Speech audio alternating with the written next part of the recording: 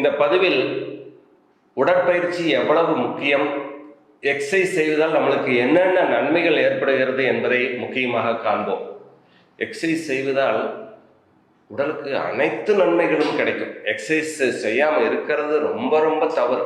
ஏன்னா இந்த பதிவு முடியும் போது தான் தெரியும் எவ்வளவு பலன் ஒரு எக்ஸசைஸ் ஒரு மனிதனுக்கு தருகிறது என்பதை. ஸோ எக்ஸசைஸை நம்ம ஒரு தவம் மாதிரி உற்று நோக்கி ஒரு அர்ப்பணிப்பு உணர்வோடு அதற்காக நேரம் ஒதுக்கி, எதுக்கு நேரம் ஒதுக்குறோமோ இல்லையோ எக்ஸசைஸ்க்கு நேரம் ஒதுக்கி குறைந்தது 45 நிமிடங்கள் இல்லை முழு பயணம் வேணும்னா 90 நிமிடங்கள் உடற்பயிற்சி செய்தால் நம்ம உடலில் என்னென்ன மாற்றங்கள் ஏற்படும், காலப்போக்கில் நாம் எப்படி உருமாறுகிறோம் என்பதை இந்த பதிவில் பார்க்கலாம்.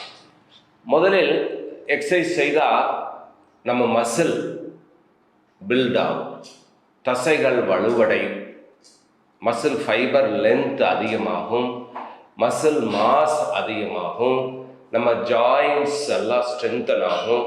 அதனால் நாம் எளிதாக ஒரு இடத்துலேருந்து இன்னொரு இடத்திற்கு போக முடியும். நம்மளோட முக்கியமான பணியே நாம் எவ்வளவு அதிகமாக ஒரு இடத்துலேருந்து இன்னொரு இடத்திற்கு போகும் சக்தி நம்மளுக்கு இருக்கிறதோ அதை வச்சு தான் நம்ம அன்றாட பணிகளை கவனிக்க முடியும், வேலைக்கு போக முடியும், பஸ் ஏற முடியும், கோயிலுக்கு போக முடியும், டூர் எதுவாக இருந்தாலும் நாம் நகர்வதற்கான பலம் நம்மளுக்கு வேணும்.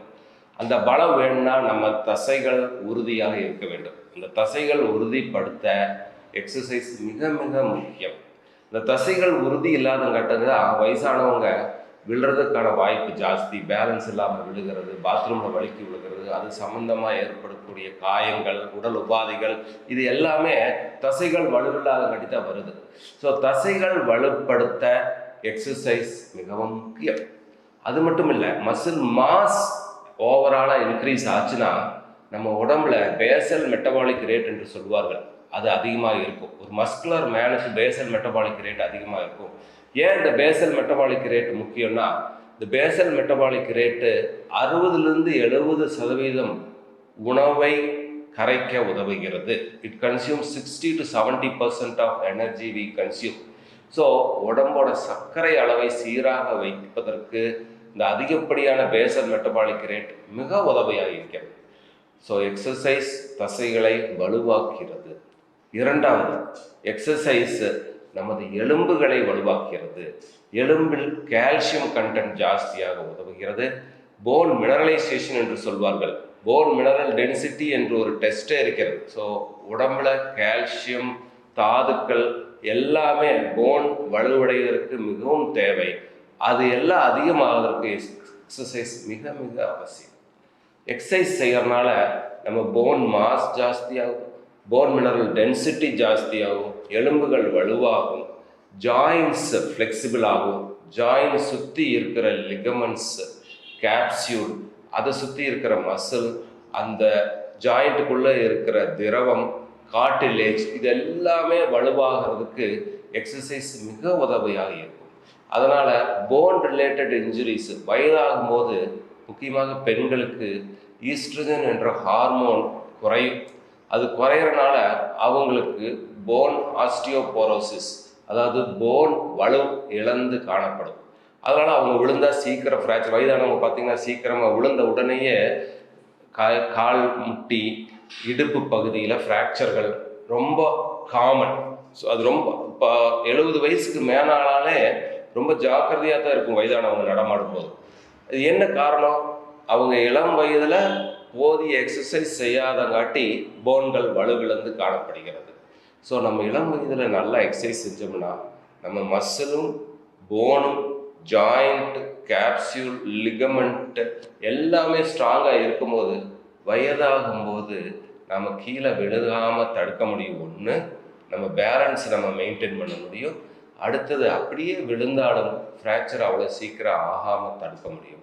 அது இல்லாமல் ஆர்த்ரைட்டிஸ், முட்டி வலி இல்லாத பெண்களே இல்லை, ஆண்களே இல்லை. 65-70 வயசுக்கு மேலே ஆனாலே எல்லாத்துக்கும் அந்த முட்டி வலி வந்துடுது. பார்த்தாலே நம்மளுக்கு வருத்தமாக இருக்கும். நம்ம வீட்டில் பெரியவங்களே பார்த்துருக்கோம், அவங்க நடையே காலை சாய்ச்சி தான் நடப்பாங்க. ஏன் வருது? ஆர்த்ரைட்டிஸ். வயதாகும்போது உராய்ந்து ஏற்படும் தேய்மானம். இந்த ஆர்த்ரைட்டிஸ் வராமல் தடுக்கிறதுக்கும் இளம் வயதில் செய்கிற எக்ஸசைஸ் மிகவும் பயனுள்ளதாக இருக்கும். அடுத்தது மூன்றாவது, நமது சர்க்குலேஷன் இம்ப்ரூவ் பண்ணுறதுக்கு எக்ஸசைஸ் மிக மிக அவசியம். ரத்தம் ஓடிட்டே இருக்கணும். ரத்தம் ஓடிட்டு இருந்தால் தான் நம்ம உடம்பு ஆரோக்கியமாக இருக்கும். ரத்தம் ஓடாமல் தேங்கினாலோ ஏதோ ஒரு இடத்துல கட்டியாகி நின்றுட்டாலோ தான் நம்மளுக்கு நிறைய ப்ராப்ளம் வரும். ஸோ அந்த ரத்த ஓட்டத்தை சீராக்கிறதுக்கு இந்த எக்ஸசைஸ் மிக உதவியாக இருக்கிறது. It improve circulation. ஸ்டிக்கினஸ், ஒட்டி இருக்கும் தன்மை, ரத்தத்தில் இருக்க அணுக்கள், செல்கள் ஒன்றோடு ஒன்று ஒட்டி இருக்கும் தன்மையை குறைக்கிறது. Decreases the stickiness of blood என்று சொல்வார்கள். அப்புறம் ரத்தம் உறையும் தன்மையை குறைக்கிறது. ஸோ இதனால் என்ன ஆகும்? ரத்த ஓட்டம் சீராக இருக்கும். ரத்த ஓட்டம் சீராகும் போது அனைத்து செல்களும் ரத்த ஓட்டம் கிடைக்கும் போது அனைத்து செல்களும் புத்துணர்வோடு இருக்கும். செல்கள் நல்ல வேலை செய்யும். செல்களுக்கு தேவையான ஆக்சிஜன் கிடைக்கும். அடுத்தது, ரத்தத்தில் தேவையான கெமிக்கலை அதிகப்படுத்தும், தேவையில்லாத கெமிக்கலை குறைக்கும். ஃபார் எக்ஸாம்பிள், எக்ஸசைஸ் செஞ்சால் பிளட் சுகர் குறையும், கொலஸ்ட்ரால் குறையும், லோ டென்சிட்டி லைப்போப்ரோட்டீன் என்று சொல்வார்கள், கெட்ட கொலஸ்ட்ரால் குறையும். அதே சமயத்தில் தேவையான chemical increased HDL, cardio productive cholesterol, HDL cholesterol லெவலை அதிகப்படுத்தும், லெப்டின் லெவலை அதிகப்படுத்தும். அந்த லெப்டின் தான் நம்ம சாப்பிட்றது போதும் அப்படின்னு சொல்கிற ஹார்மோன் தான் லெப்டின். ஸோ அதை குறைக்க உதவும். அடுத்தது செல்லுலார் லெவல். ஒவ்வொரு செல்லுலேயும் எக்ஸசைஸ் செய்கிறதுனால நிறைய பலன்கள் இருக்குது. எக்ஸசைஸ் செஞ்சால் மட்டுமே செல்லுக்குள்ளே குளுக்கோஸ் போக முடியும். அந்த குளுக்கோஸ் உபயோகப்படுத்தி அதை எனர்ஜியாக மாற்றுற தன்மை, கிளைகோலைசிஸ் என்ற ப்ராசஸ் செல்லுக்குள்ளே நடக்கிறதுனால நம்ம பிளட் சுகர் லெவல் குறைக்க எக்ஸசைஸ் மிக உதவியாக இருக்குது. ஸோ டயபெட்டிஸ் பேஷண்ட்டுக்கு பிளட் சுகர் லெவல் குறைக்கிறது தான் நம்மளோட முதல் குறிக்கோள். அந்த குறிக்கோள் அச்சீவ் பண்ணுறதுக்காக நம்ம என்ன பண்ணுறோம்? நிறைய மாத்திரைகள் கொடுக்குறோம், இன்சுலின் ஊசி போடுறோம். பட் எக்ஸசைஸ் செஞ்சால் தானாகவே குளுக்கோஸ் செல்லுக்குள்ளே போகும். அந்த குளுக்கோஸ் எனர்ஜியாக மாற்றப்படும். ரத்தத்தில் இருக்கிற குளுக்கோஸ் லெவல் குறையும். ஸோ இதுக்கு ரொம்ப ரொம்ப உதவியாக இருக்குது எக்ஸசைஸ். அப்புறம் முதலையே நான் சொன்னேன், exercise Basel metabolic rate at cellular level increase ஆகிறதுக்கு ரொம்ப உதவியாக இருக்கிறது. அதுவும் நாம் சாப்பிடும் உணவில் கணிசமான எனர்ஜியை அந்த பேசல் மெட்டபாலிக் ரேட் எடுத்துக்கொள்ளும். அதனால் குளுக்கோஸ் லெவல் அதிகமாகாமல் பார்த்துக்கும். அப்புறம் அடுத்தது, எக்ஸசைஸ் செஞ்சால் எக்ஸஸ் குளுக்கோஸை கிளைக்கஜன் என்ற பொருளாக தேக்கி வைத்து அது ஒரு பேங்க் மாதிரி தேவைப்படும் போது அந்த பேங்க்லேருந்து எனர்ஜி ரிலீஸ் பண்ணுறதுக்கு உதவியாக இருக்கும். இது ஒரு பாதி இதுகளை மட்டும்தான் நான் இது வரைக்கும் சொல்லியிருக்கிறேன். மீதி பலன்களை நம்ம அடுத்த பதிவில் காண்போம். வணக்கம் நண்பர்களே.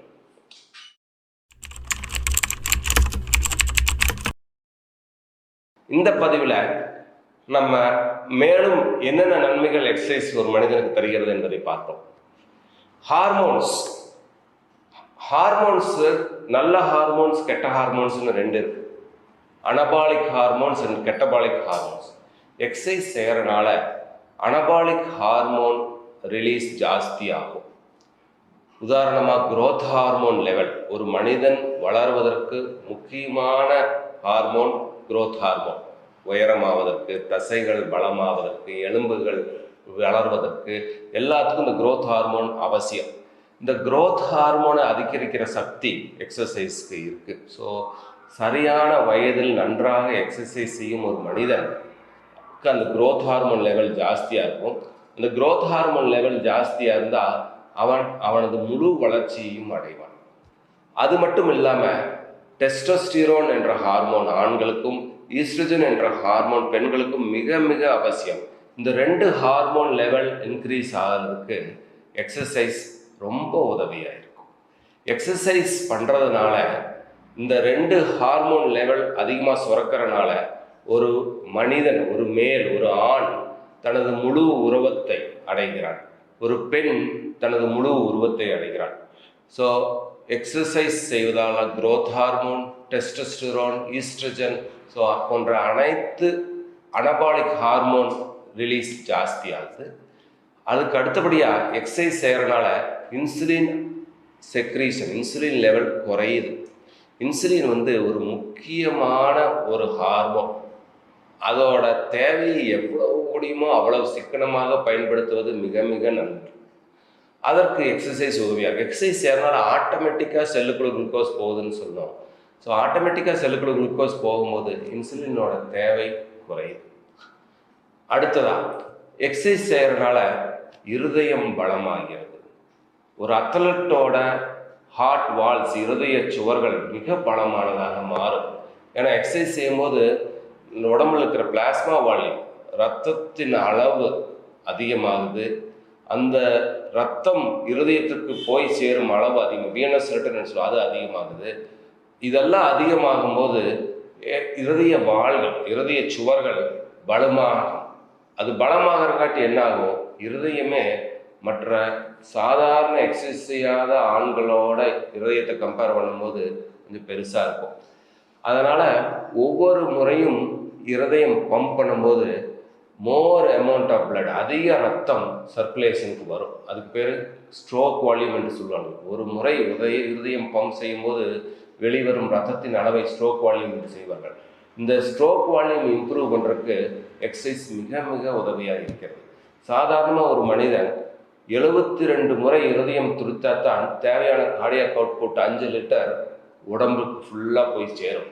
பட் ஒரு வெல் ட்ரெயின்ட் அத்லட்டோட இருதயம் 60 முறை துடித்தாலே போதும், தேவையான ரத்தம் உடம்புல இருக்கிற எல்லா செல்லுக்கும் போய் சேரும். ஸோ ஹார்ட்டோட மெயின் வேலையை pumping of blood, perfusion to the tissues. இதை எவ்வளவு கம்மியான வேலை செஞ்சு எவ்வளவு கம்மியான எனர்ஜி யூஸ் பண்ணி இருதயம் வேலை செய்தோ அந்த அளவுக்கு இருதயம் பலமாக இருக்கும். ஸோ ஒரு வெல் ட்ரெயின்ட் அத்லட்டோட ஹார்ட் ரேட்டே பார்த்தீங்கன்னா 60 இல்லை அதுக்கு கீழே தான் இருக்கும். எவ்வளவு கம்மியாக ஹார்ட் ரேட் இருக்குதோ, எவ்வளவு அதிகமாக ஸ்ட்ரோக் வால்யூம் இருக்குதோ அவ்வளவு நல்லது நம்ம உடம்புக்கு. ஸோ இருதயம் பாதுகாக்கப்படும், அதற்கு தேவையான இரத்த ஓட்டம் சீராக கிடைக்கும், இருதயத்துக்கு அதிக ஸ்ட்ரெயின் வராது. அதனால் இருதயம் சம்பந்தமான நோய்கள் வருவதிலிருந்து காக்கப்படும். ஸோ முக்கியமாக எக்ஸசைஸ் செய்கிறங்காட்டி இருதயம் பலமாகிறது. அடுத்ததாக எக்ஸசைஸ் செய்கிறங்காட்டி நம்ம நுரையீரல் விரிவடையும். நம்ம நெஞ்சு பகுதியில் இருக்கிற மசில் எல்லாம் ஸ்ட்ராங்காக இருக்கிறங்காட்டி நம்ம நெஞ்சுக்கூடு ஒவ்வொரு முறையும் நம் மூச்சை உள்ளே இழுக்கும் போது நன்றாக உள்ளே இழுத்து நிறைய காற்று உள்ள வர மாதிரி பண்ணி வெளியே விட செய்கிறது. அல்வியோலார் வென்டிலேஷன் ஒவ்வொரு நிமிடத்திற்கு எவ்வளவு காற்றை உள்வாங்க முடியுமோ அவ்வளவு அதிகமாக உள்வாங்கி வெளியே விட எக்ஸசைஸ் உதவியாக இருக்கிறது. ஹார்ட் லங்ஸில் 3 ஜோன் இருக்குன்னு சொல்லுவாங்க, அப்பர், மிடில், லோவர். அந்த 3 ஜோனுமே நம்ம எப்போ யூஸ் பண்ணுறதில்ல. பட் எக்ஸசைஸ் செஞ்சால், முறையான மூச்சு பயிற்சி செஞ்சோம்னா இந்த 3 ஜோன் 3 இடங்கள்லையும் அந்த நுரையீரலை நம்ம உபயோகப்படுத்த முடியும். அதனால் ஒரு நிமிடத்தில் அதிகமான காற்றை உள்வாங்க முடியும். அதனால் அதிகமான ஆக்சிஜன் டிஷ்யூஸ்க்கு, செல்லுக்கு போய் சேர உதவியாக இருக்கும். ஸோ எக்ஸசைஸ் செய்கிறங்காட்டி நுரையீரலோட வேலை முழுவதுமாக நடக்கும். நாம் இல்லாட்டி சாதாரணமாக நம்ம நுரையீரலை முழுவதுமாக பயன்படுத்துவதில்லை. நம்ம அளவாக அப்பர் ஏதோ ஒரு 2 ஜோன் தான் யூஸ் பண்ணுவோம். நல்ல மூச்சு பயிற்சி செஞ்சோம்னா, நல்ல எக்ஸசைஸ் செஞ்சோம்னா அனைத்து ஜோன் இருதயத்தில் வேலை செய்யும். அதனால் நம்மளோட செல்லோட ஃபங்க்ஷனும் மேம்படும். ஏன்னா செல்லுக்கு கிடைக்கிற ஆக்சிஜன் சக்தி இம்ப்ரூவ் ஆகும். அடுத்தது சென்ட்ரல் நர்வஸ் சிஸ்டம், பிரெயின், மூளையில் என்ன ஆகும், மூளைக்குள்ள ரத்தோட்டம் சீராகும்.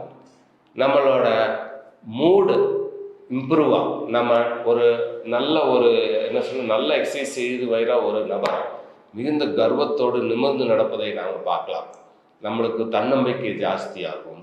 நம்ம எதையும் சாதிக்க முடியும் என்ற தைரியம் வரும். இதுக்கெல்லாம் காரணம் மூளையில் எக்ஸசைஸ் செய்யும் போது என்டார்ஃபின்ஸ், டோபமின், என்கஃப்லின் போன்ற ஹார்மோன்கள், நல்ல ஹார்மோன்கள், மகிழ்ச்சி தரக்கூடிய ஹார்மோன்கள் சுரப்பது ஜாஸ்தியாகும்.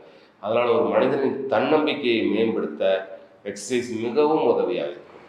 அடுத்தது மூளைக்குள்ள ரத்தோட்டம் சீராகி நரம்பு மண்டலத்தில் இருக்கிற எல்லா செல்லும் நல்லா வேலை செய்யறங்காட்டி நமது மெமரி, படித்து ஞாபகப்படுத்தக்கூடிய சக்தி அதிகப்படுத்துவதற்கு எக்ஸசைஸ் உதவியாக இருக்கிறது. அது மட்டும் இல்லை, நம்மளுக்கு தேவையில்லாத ஆங்ஸைட்டி, ஸ்ட்ரெஸ், டிப்ரெஷன், தோல்வி மனப்பான்மை, துவண்டு போகிறது, நம்ம படபடன்னு இருக்கிறது, இது எல்லாமே குறைக்க உடற்பயிற்சி ரொம்ப உதவியாக இருக்கும். மேலும் நம்ம உடம்புல இருக்கிற சிம்பத்தட்டிக் நர்வஸ் சிஸ்டத்தை ஆக்டிவேட் பண்ண ஒரு அலர்ட் ஸ்டேட்டில், நம்மளை ஒரு அலர்ட் ஸ்டேட்டில் எப்போவும் வச்சிருக்கிறதுக்கு எக்ஸசைஸ் ரொம்ப ரொம்ப உதவியாக இருக்கும். அதனால் நாம் எக்ஸசைஸ் செய்ய வேண்டும். அடுத்து ஜீரண மண்டலத்திற்கும் எக்ஸசைஸ் மிக மிக அத்தியாவசியம். எக்ஸசைஸ் செய்வதால் ஸ்பின்டர் டோனெல்லாம் இன்க்ரீஸ் ஆகுது, குடல்கள் இருக்கிற ரத்த ஓட்டம் ஜாஸ்தி ஆகுது, நமது செரிமானத்தை அதிகப்படுத்துது. அந்த செரிமானம் பண்ண உணவை அப்சர்வ் பண்ணுறதுக்கு எக்ஸசைஸ் ரொம்ப ரொம்ப உதவியாக இருக்கிறது. ஸோ எவ்வளவோ பலன்கள் எக்ஸசைஸ் செய்யும்போது நம்மளுக்கு கிடைக்குது. உடம்புல உச்சந்தலை முதல் உள்ளங்கால் முதல் அனைத்து செல்கள், அனைத்து உறுப்புகள், அனைத்து ஃபங்க்ஷன்கள், அனைத்து சிஸ்டமும் ஒழுங்காக வேலை செய்யறதுக்கு எக்ஸசைஸ் மிக மிக அவசியம். ஸோ அந்த எக்ஸசைஸ் நாம் ஏன் செஞ்சக்கூடாது? செஞ்சோம்னா நம்மளுக்கு வரக்கூடிய அனைத்து வியாதிகளிலிருந்தும் காத்துக்கொள்ளும் ஒரு தற்காப்பு அரணாக நம்மளுக்கு எக்ஸசைஸ் மாறும் என்பதில் எந்த சந்தேகம் வேண்டாம்.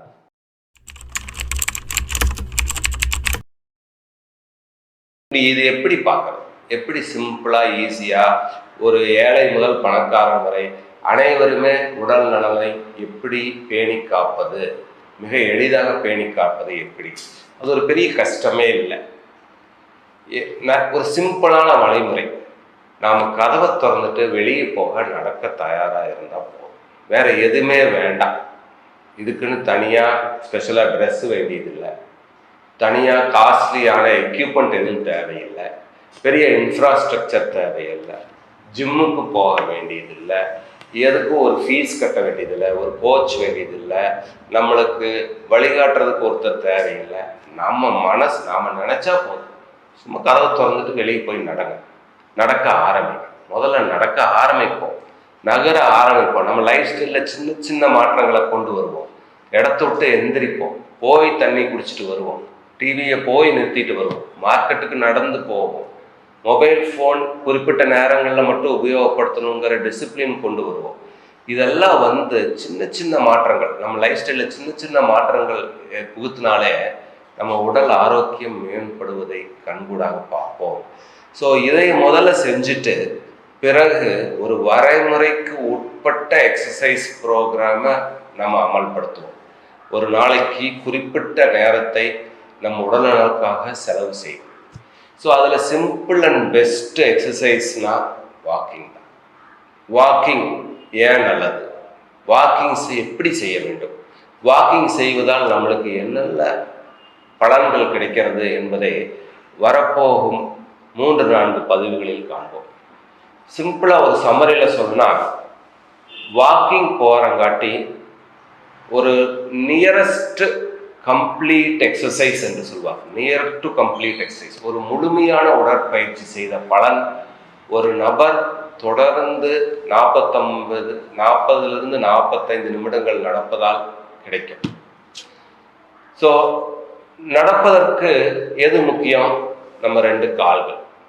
யாராவது நம்ம கால்களை இதுவரைக்கும் கவனித்து பார்த்துக்கிறோமா? இந்த இறைவன் படைப்பில் மிக அற்புதமான ஒரு படைப்பு நமது 2 கால்கள். பட் கால்களை நம்ம கவனிக்கிறதே இல்லை. நம்ம முகத்துக்கு கொடுக்குற முக்கியத்துவம், உடம்புக்கு கொடுக்குற முக்கியத்துவம், நம்ம கைகளுக்கு கொடுக்குற முக்கியத்துவம் கால்களுக்கு கொடுக்கறது இல்லை. அதை நம்ம காலை ஒழுங்காக கழுவுறது கூட இல்லை. வெளியே போயிட்டு வந்தால் முறையான செருப்பு அணிந்து வெளியே போகிறதில்ல. கால்கள் எப்போ பார்த்தாலும் ஒரு இருட்டில் துவைக்காத சாக்ஸுக்குள்ளே, ஒரு ஷூக்குள்ளே தான் எப்போவும் அடைஞ்சு கிடக்குது. அதற்கான ஒரு கவனிப்பு இருப்பதில்லை. நாம் யாருமே முகத்தை எத்தனை தடவை சோப் போட்டு கழுவுறோம்? காலை சோப் போட்டு கழுவுறோமா? இல்லை. கால்களை சுத்தமாக வச்சிருக்கிறோமா? இல்லை. கால்கள் ஏதாவது வெடிப்பு புண்ணு இருந்தால் உடனே கவனிக்கிறோமா? இல்லை. கால்கள் மிக மிக முக்கியம். அதையும் நம்ம கவனித்து பார்க்கணும். கால்களை சுத்தமாக வைத்துக் கொள்ள வேண்டும். தினமும் 10 நிமிஷம் வெந்நீருக்குள்ள கால் வைக்கிறது ரொம்ப ரொம்ப நல்லது. பிறகு அந்த கால்கள் பாதுகாப்பான காலணிகள் அணிந்து தான் வெளியே போகணும். ஸோ முகத்திற்கு கொடுக்குற முக்கியத்துவத்தை காலுக்கு கொடுக்கணும். ஏன்னா கால்கள் இருக்கிறனால தான் மனிதன் மட்டும்தான் இந்த உலக ஜீவராசிகளையே நேராக நடக்கும் பழக்கத்தை கொண்டுள்ளார். ஆர்த்ரோகிரேட் ஃபேஷன் என்று சொல்வார்கள். நிமிர்ந்து நடப்பது, 2 கால்களால் நடப்பது நாம் மட்டும்தான். மீதியெல்லாம் என்ன பண்றாங்க? 4 காலில் தான் நடக்கிறாங்க. நாம மனித ஜீவராசி மட்டும்தான் 2 கால்களால நிமிர்ந்து நடக்கும் வரத்தை கடவுள் நம்மளுக்கு கொடுத்துருக்கிறார். அதனால என்ன பிரயோஜனம்னா, 2 கால்களால் நடந்தா நம்ம 4 கால்களால் நடப்பதற்கு எவ்வளவு எனர்ஜி தேவைப்படுமோ அதில் பாதி தான் உபயோகப்படுத்துகிறோம் 2 கால்களால் நடப்பதால். அப்புறம் நம்ம வேகமாக ஒரு இடத்துலேருந்து இன்னொரு இடத்திற்கு போக முடியும். 2 கால்களால் நடப்பது மட்டுமல்லாமல் கொஞ்சம் இன்க்ளைன்டு, கொஞ்சம் முன்னால் சாஞ்ச மாதிரி நடக்கிறதுனால நமக்கு தேவையான ப்ரொப்பல்ஷன், உந்து சக்தி அதன் மூலம் கிடைக்குது. ஸோ நாம் வேகமாக ஒரு இடத்துலேருந்து இன்னொரு இடத்திற்கு போக முடிகிறது. நகர்வதால் தான் நம் வாழ்க்கையின் முன்னேற்றமே இருக்கிறது. தந்தை மகனை பாட்டு திட்டும்போது எப்போதுமே சொல்வார், டேய் எப்படா நீ சொந்த காலில் நிற்ப, நீ சொந்த காலில் நிற்கணும்டா அப்படின்னு சொல்வார். அவருக்கு முழு பொருளையும் அறிஞ்சு சொல்கிறாரோ இல்லையோ, ஒரு மனிதன் 2 கால்களால் நிற்கும்போது, அதன் மூலம் நகரும்போது அவனுக்கு மிகப்பெரிய பலன்கள் வந்து சேர்கிறது. உடல் ரீதியாகவும் மன ரீதியாகவும் சமுதாய ரீதியாகவும் அவனுக்கு ஒரு மதிப்பு மரியாதை எல்லாமே ஒரு மனிதன் நிமிர்ந்து நடந்து கொண்டு இருப்பதால் தான் கிடைக்கிறது. ஸோ அவ்வளவு முக்கியம் கால்கள் நிமிர்ந்து நடப்பது. ஏன்னா அந்த காலில் நம்மளுக்கு எல்லாம் தெரியாது, 26 எலும்புகள் இருக்கிறது. அதையெல்லாம் ஒன்று சேர்த்தற்கு 107 லிகமெண்ட் இருக்கிறது. அதை நகர்த்துவதற்கு 32 மசில் இருக்குது, தசைகள் இருக்குது காலில். 37 ஜாயிண்ட் இந்த கால்களில் மட்டும். சின்ன காலில் இவ்வளவு இருக்கு. 26 எலும்பு, 107 லிகமெண்ட், 32 மசில், 37 ஜாயிண்ட். ஸோ இது ஒரு master of engineering. Leonardo da Vinci ஓவியம் போல இது ஒரு master of engineering, work piece of art. கடவுள் அவ்வளவு அழகா துல்லியமா இந்த கால்களை வடிவமைச்சிருக்கிறாரு. எதுக்காக அப்படி வடிவமைச்சிருக்கிறாரு? அப்படி வடிவமைச்சங்காட்டி நம்மளால எளிதா நடக்க முடியும். டேலஸ் என்ற போன் கால் முள்பகுதியில் இருக்குது. அந்த போன் நமக்கு ஒரு உந்து சக்தியை கொடுக்கிறது. கால்கேனியஸ் என்ற இன்னொரு போன் இருக்கிறது, அது நம்ம உடல் எடையை சப்போர்ட் செய்ய உதவுகிறது. ஸோ பார்த்தீங்கன்னா ஒவ்வொரு சின்ன சின்ன விஷயங்களும் ஒரு மாஸ்டர் இன்ஜினியரால் படைக்கப்பட்டது. கடவுள் என்ற மாஸ்டர் இன்ஜினியரால் இந்த கால்கள் அவ்வளோ அழகாக படைக்கப்பட்டிருக்கிறது. ஸோ அந்த கால்களை நாம் பராமரிப்போம், அதை நன்றாக கவனித்துக் கொள்வோம். அதன் மூலம் நாம் வெளியே சென்று கைகளை வீசி இயற்கையோடு உறவாடி நடப்போம். வெளியே சென்று நடக்கும்போது தேவதைகள் நம் காதில் வந்து முணுமுணுக்குமா. அப்பொழுது நமக்கு தேவையான நல்ல நல்ல ஐடியாஸ் உருவாகிறது, ஒரு புத்துணர்ச்சி கிடைக்கிறது, கிரியேட்டிவிட்டியை கொண்டு வருது. இதெல்லாமே வெளியே காலார நடப்பதால் கிடைக்கும் நன்மைகள். ஸோ முதல்ல நம்ம நடக்கணும் அப்படிங்கிற உணர்வை வளர்த்துக்குவோம். கதவை திறந்து வெளியே போவோம், நடப்போம். நடந்தால் நமது இருதயம் பலமாகும், எலும்புகள் பலமாகும், தசைகள் வலுவடையும், உடலில் சர்க்கரை அளவு கொழுப்பின் அளவு குறையும், மனதில் பயம் பதட்டம் கவலை நீங்கும், படபடப்பு நீங்கும், ஒரு புத்துணர்ச்சியும் தன்னம்பிக்கையும் நமக்கு ஏற்படும், இருதயம் பலமாகும், நுரையீரல் விரிவடையும்.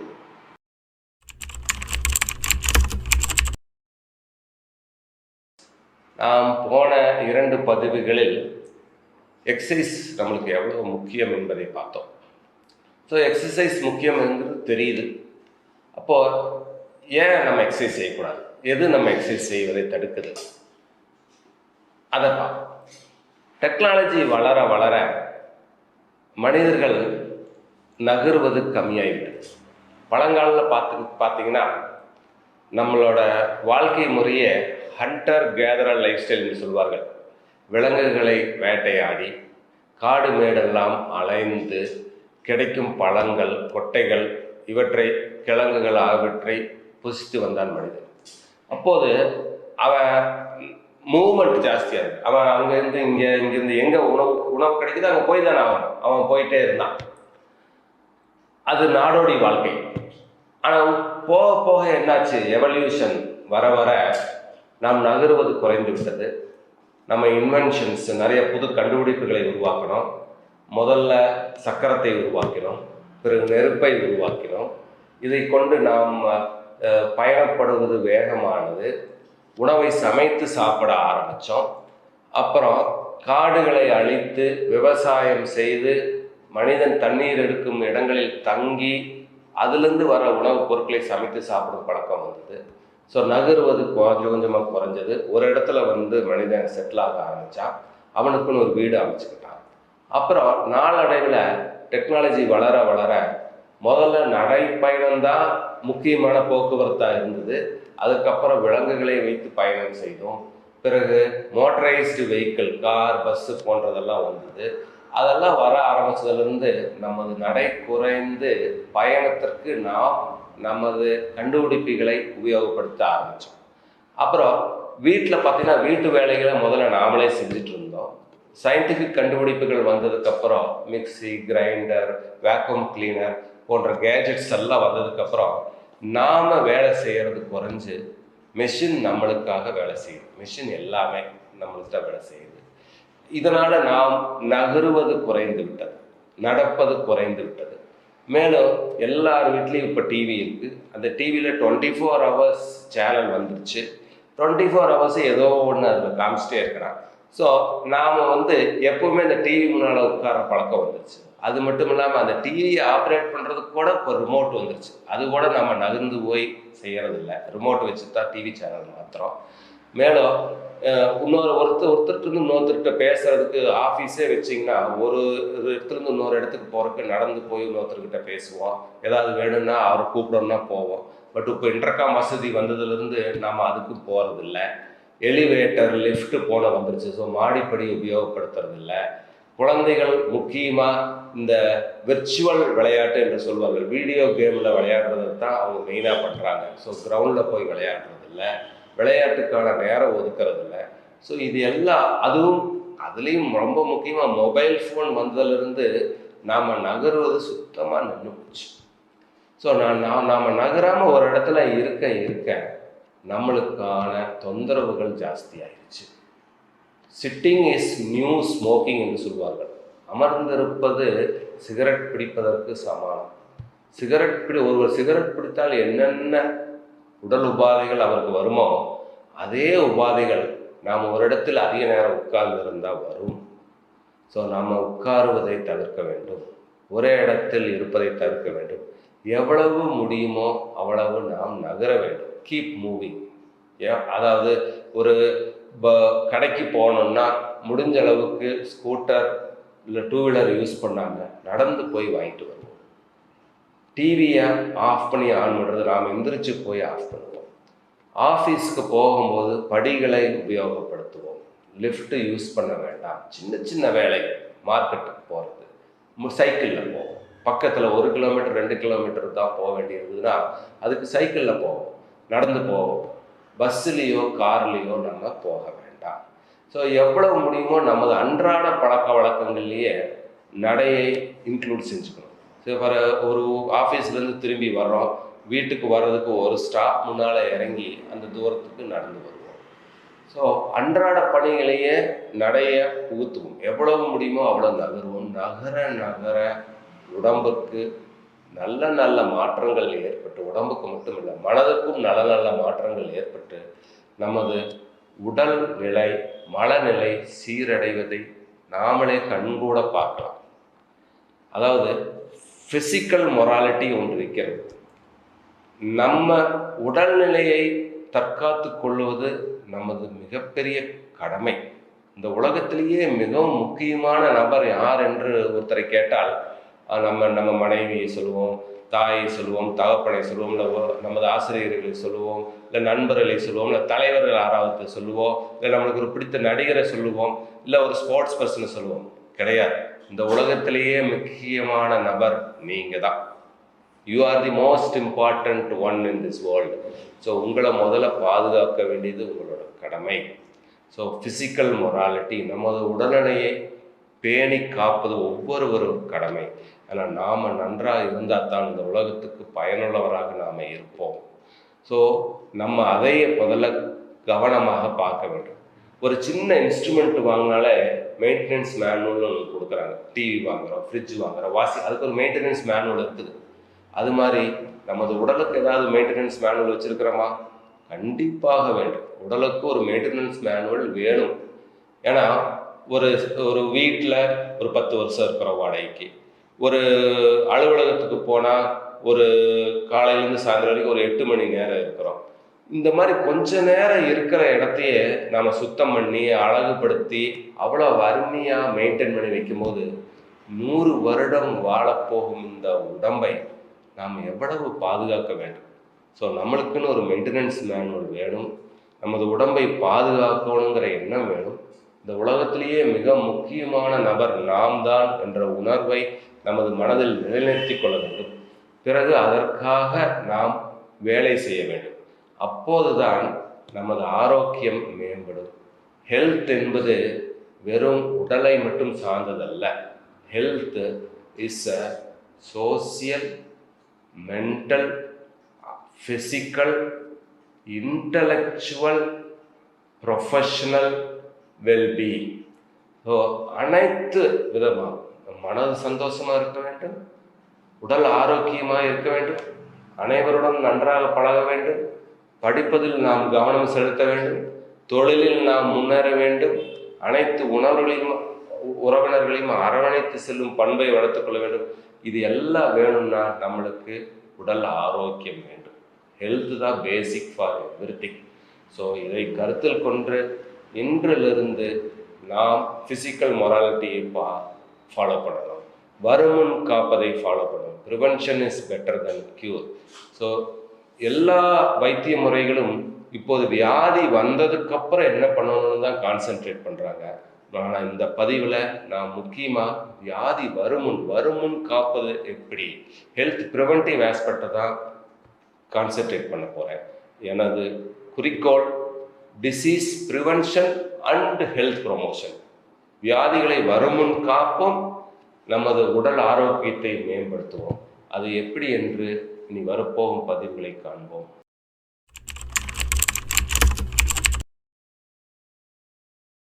நண்பர்களே, நாம் போன பதிவுகளில் எக்ஸசைஸ் ஒருத்தருக்கு எவ்வளவு முக்கியம், வாக்கிங் ஏன் நம்ம செய்யணும் அப்படிங்கிறதெல்லாம் நிறையா நம்ம பார்த்துட்டோம். இப்போது வாக்கிங் செய்கிறது எப்படி, வாக்கிங் செய்கிறதுக்கு முன்னால் நம்ம எதையை முக்கியமாக பார்க்கணும் அப்படிங்கிறதெல்லாம் இந்த பதிவில் நம்ம பார்க்க போகிறோம். வாக்கிங் எல்லாரும் செய்யலாமா? ஆல்மோஸ்ட் எல்லாரும் செய்யலாம். பட் 40 வயசுக்கு மேலே ஆனவங்க வாக்கிங் செய்கிறதுக்கு முன்னால் ஒரு ஃபுல் பாடி செக்கப் மாதிரி பண்ணிக்கிறது நல்லது. எஸ்பெஷலி ஒரு கார்டியாலஜிஸ்ட் கன்சல்ட் பண்ணிக்கலாம், ஒரு நியூராலஜிஸ்ட் கன்சல்ட் பண்ணிக்கலாம். அதுவும் முக்கியமாக கொஞ்சம் தூரம் நடந்தாலே மூச்சு வாங்குற மாதிரி இருக்கிறவங்க, கொஞ்சம் தூரம் நடந்தாலே லேசாக செஸ்ட் பெயின் வர மாதிரி இருக்கிறவங்கெல்லாம் நிச்சயமாக ஒரு செக்கப் பண்ணிட்டு நடக்கிறது நல்லது. அப்போது அந்த கார்டியாலஜிஸ்ட் நியூராலஜிஸ்ட் நம்மளுக்கு தேவையான டெஸ்ட்டுகள் செஞ்சு நம்ம இவ்வளோ தூரம் நடக்கலாம், இதுக்கு மேலே நடக்கக்கூடாது, இல்லை நடக்கவே கூடாது என்ற அறிவுரைகள் வழங்குவார்கள். ஸோ அதுக்கு தகுந்த மாதிரி நாம் நடக்க ஆரம்பிக்கலாம். பட்டு 98% ஆஃப் பீப்புள் தாராளமாக நடக்கலாம். ஒரு 2 to 3% ப்ராப்ளம் சிவியராக இருக்கிறவங்க மட்டும்தான் நடக்கக்கூடாது. அதில் ஒரு சில குறிப்பிட்டு சொல்ல விரும்பணும்னா, கொஞ்சம் தூரம் நடந்தாலே மூச்சு வாங்கி நடக்கவே முடியாத அளவுக்கு ஒரு கார்டியாக் ஃபெயிலியர் பேஷண்ட்டு, இல்லை சிவியர் ஆஸ்மாட்டிக் பேஷண்ட்டு தயவுசெய்து நடக்க வேண்டாம். மருத்துவர் ஆலோசனை இல்லாமல் நடக்காதீங்க. சிவியர் ஆர்த்ரைட்டிஸ் 2 முட்டும் ரொம்ப நகரவே முடியாத அளவுக்கு வலி இருந்ததுன்னா அவங்களும் நடக்க வேண்டாம். அவங்க தொந்தரவை எச்சு பண்ண வேண்டாம் நடந்து. அப்புறம் ஃபிட்ஸ் பேஷண்ட், அடிக்கடி ஃபிட்ஸ் வரும், சுயநினைவு இல்லாமல் கீழே விழுந்துருவாங்க அப்படின்னா அவங்க முக்கியமாக அது ரோட் சைடு நடக்க வேண்டாம். ஏன்னா விழுகிறனால வர இன்ஜுரிஸ் அவங்களுக்கு அதிக பாதிப்பை ஏற்படுத்தும். ஸோ அவங்க நடக்க வேண்டாம். பிறகு இந்த தலை குமிஞ்சாலே தலை சுற்றுறது, கொஞ்சம் எக்ஸர்ட் பண்ணால் தலை சுத்தல் வருது, இந்த கிடினஸ், டிசினஸ், லைட் ஹெட்டட்னஸ், ஒரு தலை சுத்தல், வாந்தி, மயக்கம் போன்ற தொந்தரவுகள் அடிக்கடி வருதுன்னா அவங்களும் நடக்கும்போது மிகவும் ஜாக்கிரதையாக இருக்க வேண்டும். இல்லாட்டி கூட யாராவது ஒரு துணைக்கு இருந்தால் மட்டுமே நடக்க வேண்டும். மற்றபடி ஒரு சாதாரண சின்ன சின்ன தொந்தரவு இருக்கிறவங்கெல்லாம் தாராளமாக நடக்கலாம்.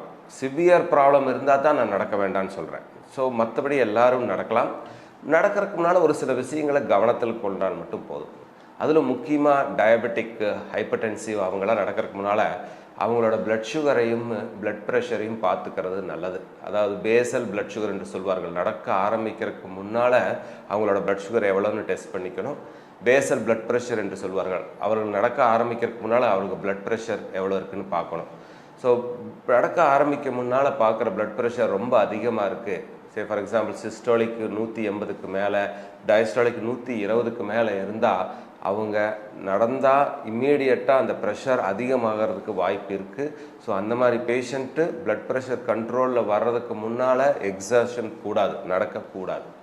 அதே மாதிரி டயபெட்டிக்கு நடக்க ஆரம்பிக்க முன்னால் பார்க்குற பிளட் சுகர் லெவல் 80 மில்லிகிராம் இருந்ததுன்னா, இல்லை அதுக்கும் குறைவாக இருந்துச்சுன்னா அவங்க கவனத்தில் கொண்டு தான் நடக்க வேண்டும். ஏன்னா நடக்கும்போது நம்ம பிளட் சுகர் மறுபடியும் ட்ராப் ஆக வாய்ப்பு இருக்குது. அதனால் அவங்க நடக்கிறதுக்கு முன்னாடி ஒரு 15லேருந்து 20 கிராம் கார்போஹைட்ரேட், ஒரு அரை டம்ளர் சத்து மாவு கஞ்சியோ, இல்லை ஒரு அரை tumbler tea with nutri choice biscuit, இல்லை ஒரு கை முளைகட்டின பயிர், இந்த மாதிரி ஏதாவது எடுத்துக்கிட்டு பிறகு நடக்கிறது நல்லது. அதுலேயும் முக்கியமாக டைப் 1 டயபெட்டிக்கு இன்சுலின் போட்டுக்கிறவங்க நடக்கிறதுக்கு முன்னால் இன்சுலின் போடக்கூடாது. அவங்க நடந்து போய் ஆசுவாசமாகி பிறகு குளித்து சாப்பிட்றதுக்கு முன்னால் தான் இன்சுலின் போடும். நடக்க ஆரம்பிக்கிறதுக்கு முன்னால் இன்சுலின் போட்டுட்டு நடக்கக்கூடாது. சுகர் மாத்திரை போட்டுட்டு நடக்கக்கூடாது. காலையில் எழுந்த உடனே நடக்கணும். வெறும் வயிற்றில் நடப்பது நலம். சாப்பிட்டு அட்லீஸ்ட்டு 3-4 மணி நேரம் கழித்து நடக்கணும். அப்புறம் நடந்து போயிட்டு வந்து தான் அவங்க இன்சுலின் போடுறதோ சுகருக்கு மாத்திரை போடுறதோ செய்யணும். ஏன்னா அப்புறம் அவங்களுக்கு பேசிக்காக ஒன்று தெரியணும், இன்சுலின் நம்ம இப்போ போட்டால் எவ்வளோ நேரத்தில் அதோட பீக் லெவல் இருக்கும், மாத்திரை நம்ம இப்போ போட்டால் எவ்வளோ நேரத்தில் அதோட பீக் லெவல் இருக்கும் போன்ற விஷயங்கள்லாம் அவங்களுக்கு தெரிஞ்சிருக்கணும். உதாரணமாக ஒரு சுகர் பேஷண்ட்டு காலையில் 8 மணிக்கு மாத்திரை போட்டாருன்னா அதோட பீக் ஆக்ஷன் ஒரு 2.5லேருந்து 3 மணி நேரம், ஒரு 11 மணி வாக்கில் அவங்களோட பிளட் சுகர் நல்லா ட்ராப் ஆகும். ஸோ இந்த விஷயமெல்லாம் அவங்களுக்கு முதலே தெரிஞ்சு இருந்ததுன்னா அவங்க ஹைப்போகிளைசிமியா, சுகர் ரொம்ப டிப்பாகி மயங்கி விழுகிறதுக்கான வாய்ப்புகளை தவிர்த்து கொள்ளலாம். ஸோ இது நிச்சயமாக அந்த சுகர் பேஷண்ட்ஸ்க்கு தெரியணும். அவங்க என்ன மருந்து எடுத்துக்கிறாங்க, அந்த மருந்து எப்போ எடுக்கணும், அந்த மருந்து இப்போ எடுத்தால் நம்ம எப்போ எந்த டைமில் அந்த மருந்தோட வீரியம் ஜாஸ்தியாக இருக்கோ, பீக் ஆக்ஷன் எப்போ இருக்கோ, சுகர் எவ்வளோ அந்த சமயத்தில் இருக்க வாய்ப்பு, இந்த பேசிக் நாலேஜ் எல்லாம் தெரிஞ்சுட்டு தான் ஒரு டயபெட்டிக்கு நடக்க ஆரம்பிக்கணும். அந்த எஸ்பெஷலி டயபெட்டிக் நடக்கிறதுக்கு முன்னால் அவங்க கையில் ஒரு ஐடி கார்டு வச்சுக்கிறது நல்லது. ஒரு குரூப்பாக நடக்கிறது நல்லது. ஒரு ஃபோன், அவங்க மட்டும் ஹெட்ஃபோன் மாட்ட வேண்டாம், பட் ஃபோன் பேக்கெட்டில் இருக்கட்டும். ஸோ இந்த முன்னெச்சரிக்கையெல்லாம் செஞ்சுட்டு தான் டயபெட்டிக் நடக்கணும். இது நான் பயமுறுத்த சொல்லலை. நம்ம நடக்கிறது அந்த வியாதியோட வீரியத்தை குறைக்கிறதுக்காக நடக்கிறோம். பட் நடக்கிறதுனால நம்ம எச்சு தொந்தரவு எதுவும் தேடிக்கக்கூடாது. ஸோ இந்த விஷயங்களில் கொஞ்சம் ஜாக்கிரதையாக இருக்கணுங்கிறதுக்கு வேண்டி நான் இதை முன்பே சொல்கிறேன். பிறகு நம்ம நடக்கிறதுக்கு முன்னால் சாப்பிட்லாமா? சாப்பிடக்கூடாது. குறைஞ்சது 3-4 மணி நேரம் இடைவெளி விட்டுட்டு சாப்பிட்டு 4 மணி நேரம் கழித்து வெறும் வயிற்றில் நடக்கிறது தான் ரொம்ப நல்லது. சாப்பிட்ட உடனே நடக்கிறது தவறு. நம்மளோட நடக்கிறதுக்கான இதுவும் கம்மியாகும். தண்ணி குடிக்கலாமா? நடக்கிறதுக்கு முன்னால் தண்ணி குடிக்க வேண்டியதில்லை. நடக்கிறதுக்கு 20 நிமிஷம் முன்னாடி தண்ணி குடிக்கலாம். பட் நடக்கும்போது தேவைக்கு தகுந்த மாதிரி தண்ணி குடிக்கலாம். ஒருத்தர் 1 கிலோமீட்டர் நடந்தால் அவருக்கு 100லேருந்து 180 ml அப்ராக்சிமேட்டாக தண்ணி தேவைப்படும். அதே நபர் 1 மணி நேரம் நடந்தால் ஏறக்குறைய ஒரு 500லேருந்து 600 ml தண்ணி தேவைப்படும். ஸோ முதல் 1 கிலோமீட்டர் நடக்கிற வரைக்கும் நம்மளுக்கு தண்ணி தேவையில்லை. பிறகு நம்ம நடக்கிறதுக்கு நம்மளுக்கு தகுந்த மாதிரி ஹைட்ரேட் பண்ணிக்கலாம், தப்பில்லை. அது குடிக்கிறதுல பிளெயின் வாட்டர் தான் பெஸ்ட்டு. பட் அதிக தூரம் ஒருத்தர் 7 கிலோமீட்டர் 8 கிலோமீட்டர் நடக்கிறாருன்னா சால்ட் எலக்ட்ரோலைட் லாஸ்னால நம்மளுக்கு டயர்ட்னஸ் எக்ஸர்ஷன் வர்ற வாய்ப்பு இருக்குது. ஸோ அவங்க மட்டும் ஒரு சிறிதளவு உப்பு கலந்த நீர் அல்லது சிறிதளவு சர்க்கரை கலந்த நீர், 1 லிட்டர் தண்ணியில் 1 to 2 grams of salt add பண்ணி குடிச்சிக்கலாம்.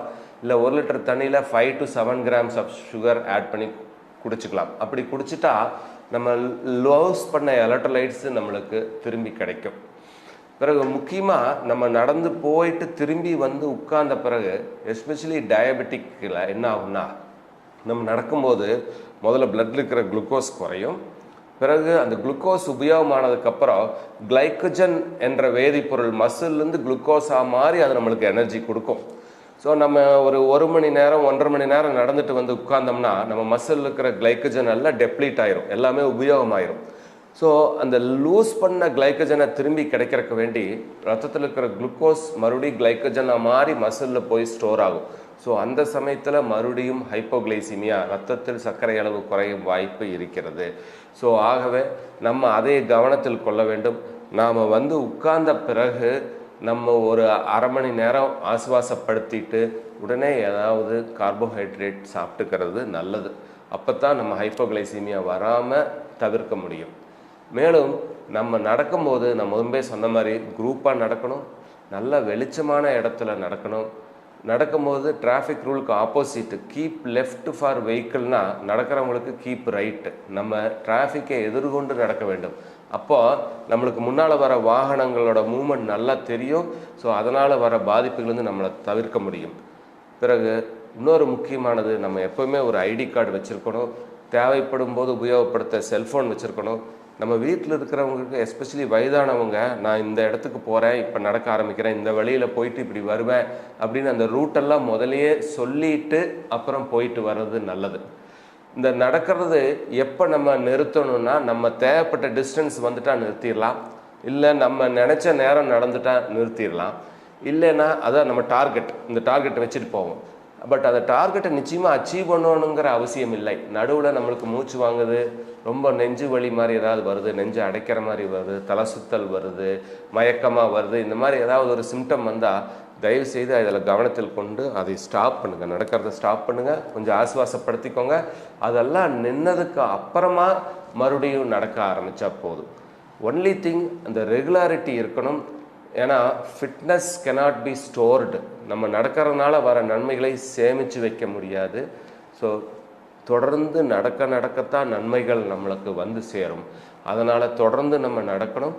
அதுவும் முக்கியமாக காலை நேரத்தில் நடக்கிறது ரொம்ப ரொம்ப நல்லது. ஏன்னா காலையில் அட்மாஸ்பியர் ரொம்ப ஃப்ரெஷ்ஷாக இருக்கும், ஆக்சிஜன் அளவு ரொம்ப ஜாஸ்தியாக இருக்கும், காற்றில் ஈரப்பதம் அதிகமாக இருக்கும், சூரிய வெளிச்சம் அளவாக இருக்கும்.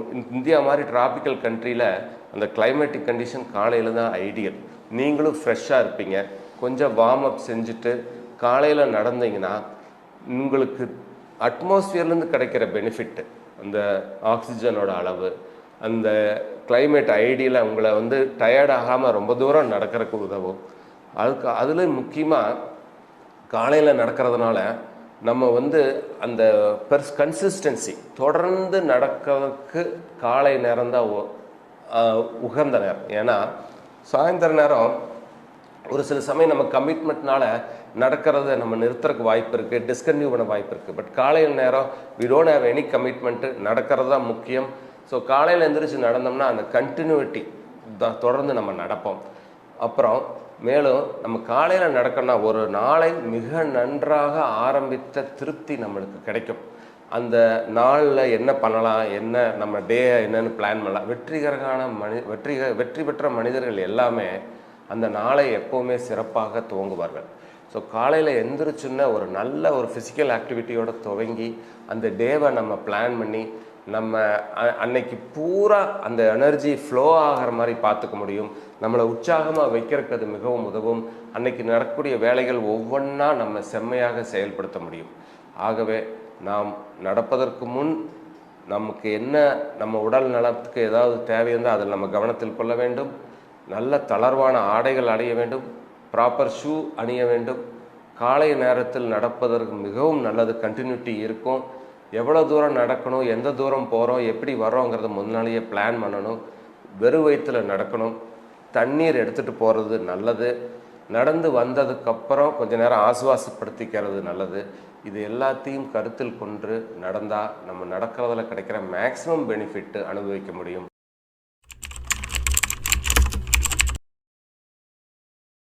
இந்த பதிவில் ஒரு முறையான வாக்கிங் டெக்னிக், எப்படி ஒவ்வொரு தினமும் நம்ம நடக்கிறோம், ஸோ அதை முறையாக எப்படி செய்கிறது அப்படிங்கிறது இந்த பதிவில் நான் வலியுறுத்த விரும்புகிறேன். ஒரு முறையான வாக்கிங் டெக்னிக் என்பது 4 பகுதிகளாக நாம் பிரிக்கலாம். வாக்கிங் ஆரம்பிக்கிறதுக்கு முன்னால் செய்கிற வார்ம் அப்பு, அதுக்கப்புறம் வார்ம் அப் ஸ்ட்ரெச்சிங்கு, அப்புறம் மெயின் வாக்கிங் கோர்ஸு, அப்புறம் cool down stretching, cool down. இந்த 5 பிரிவுகளாக பிரித்து நாம் நடந்தால்தான் அந்த வாக்கிங் செய்யறதான பலன் முழுவதுமாக நம்மளுக்கு வந்து சேரும். வாக்கிங் வந்து நம்ம டைம் கிடைக்கும் போது நடங்க, சும்மா வெளியே வந்தால் போதும், கொஞ்சமாவது நடங்க, இதெல்லாம் வந்து ஓரளவாவது பலன் கிடைப்பதற்காக நான் சொன்னது. முழு பலனும் வேணும், வாக்கிங் செய்யறதுனால நம்மளுக்கு முழு பலனும் வந்து சேர வேண்டும் என்றால் முறைப்படி நான் சொன்னதெல்லாம் கடைபிடிக்க வேண்டும். ஸோ முதல்ல நம்ம வாக்கிங் செய்யறதுக்கு முன்னால வார்ம் அப் செய்யணும். வார்ம் அப்னா நம்ம எந்த மசிலெல்லாம் யூஸ் பண்ணி ஒரு எக்ஸசைஸ் செய்யறோமோ அந்த மசிலை கொஞ்சம் வேலை செய்ய வைக்கிறது, அதான் வார்ம் அப். ஸோ வாக்கிங்க்கு சிறந்த வார்ம் அப் வந்து மெதுவாக கொஞ்ச நேரம் கொஞ்சம் தூரம் நடக்கிறது தான் சிறந்த வார்ம் அப்.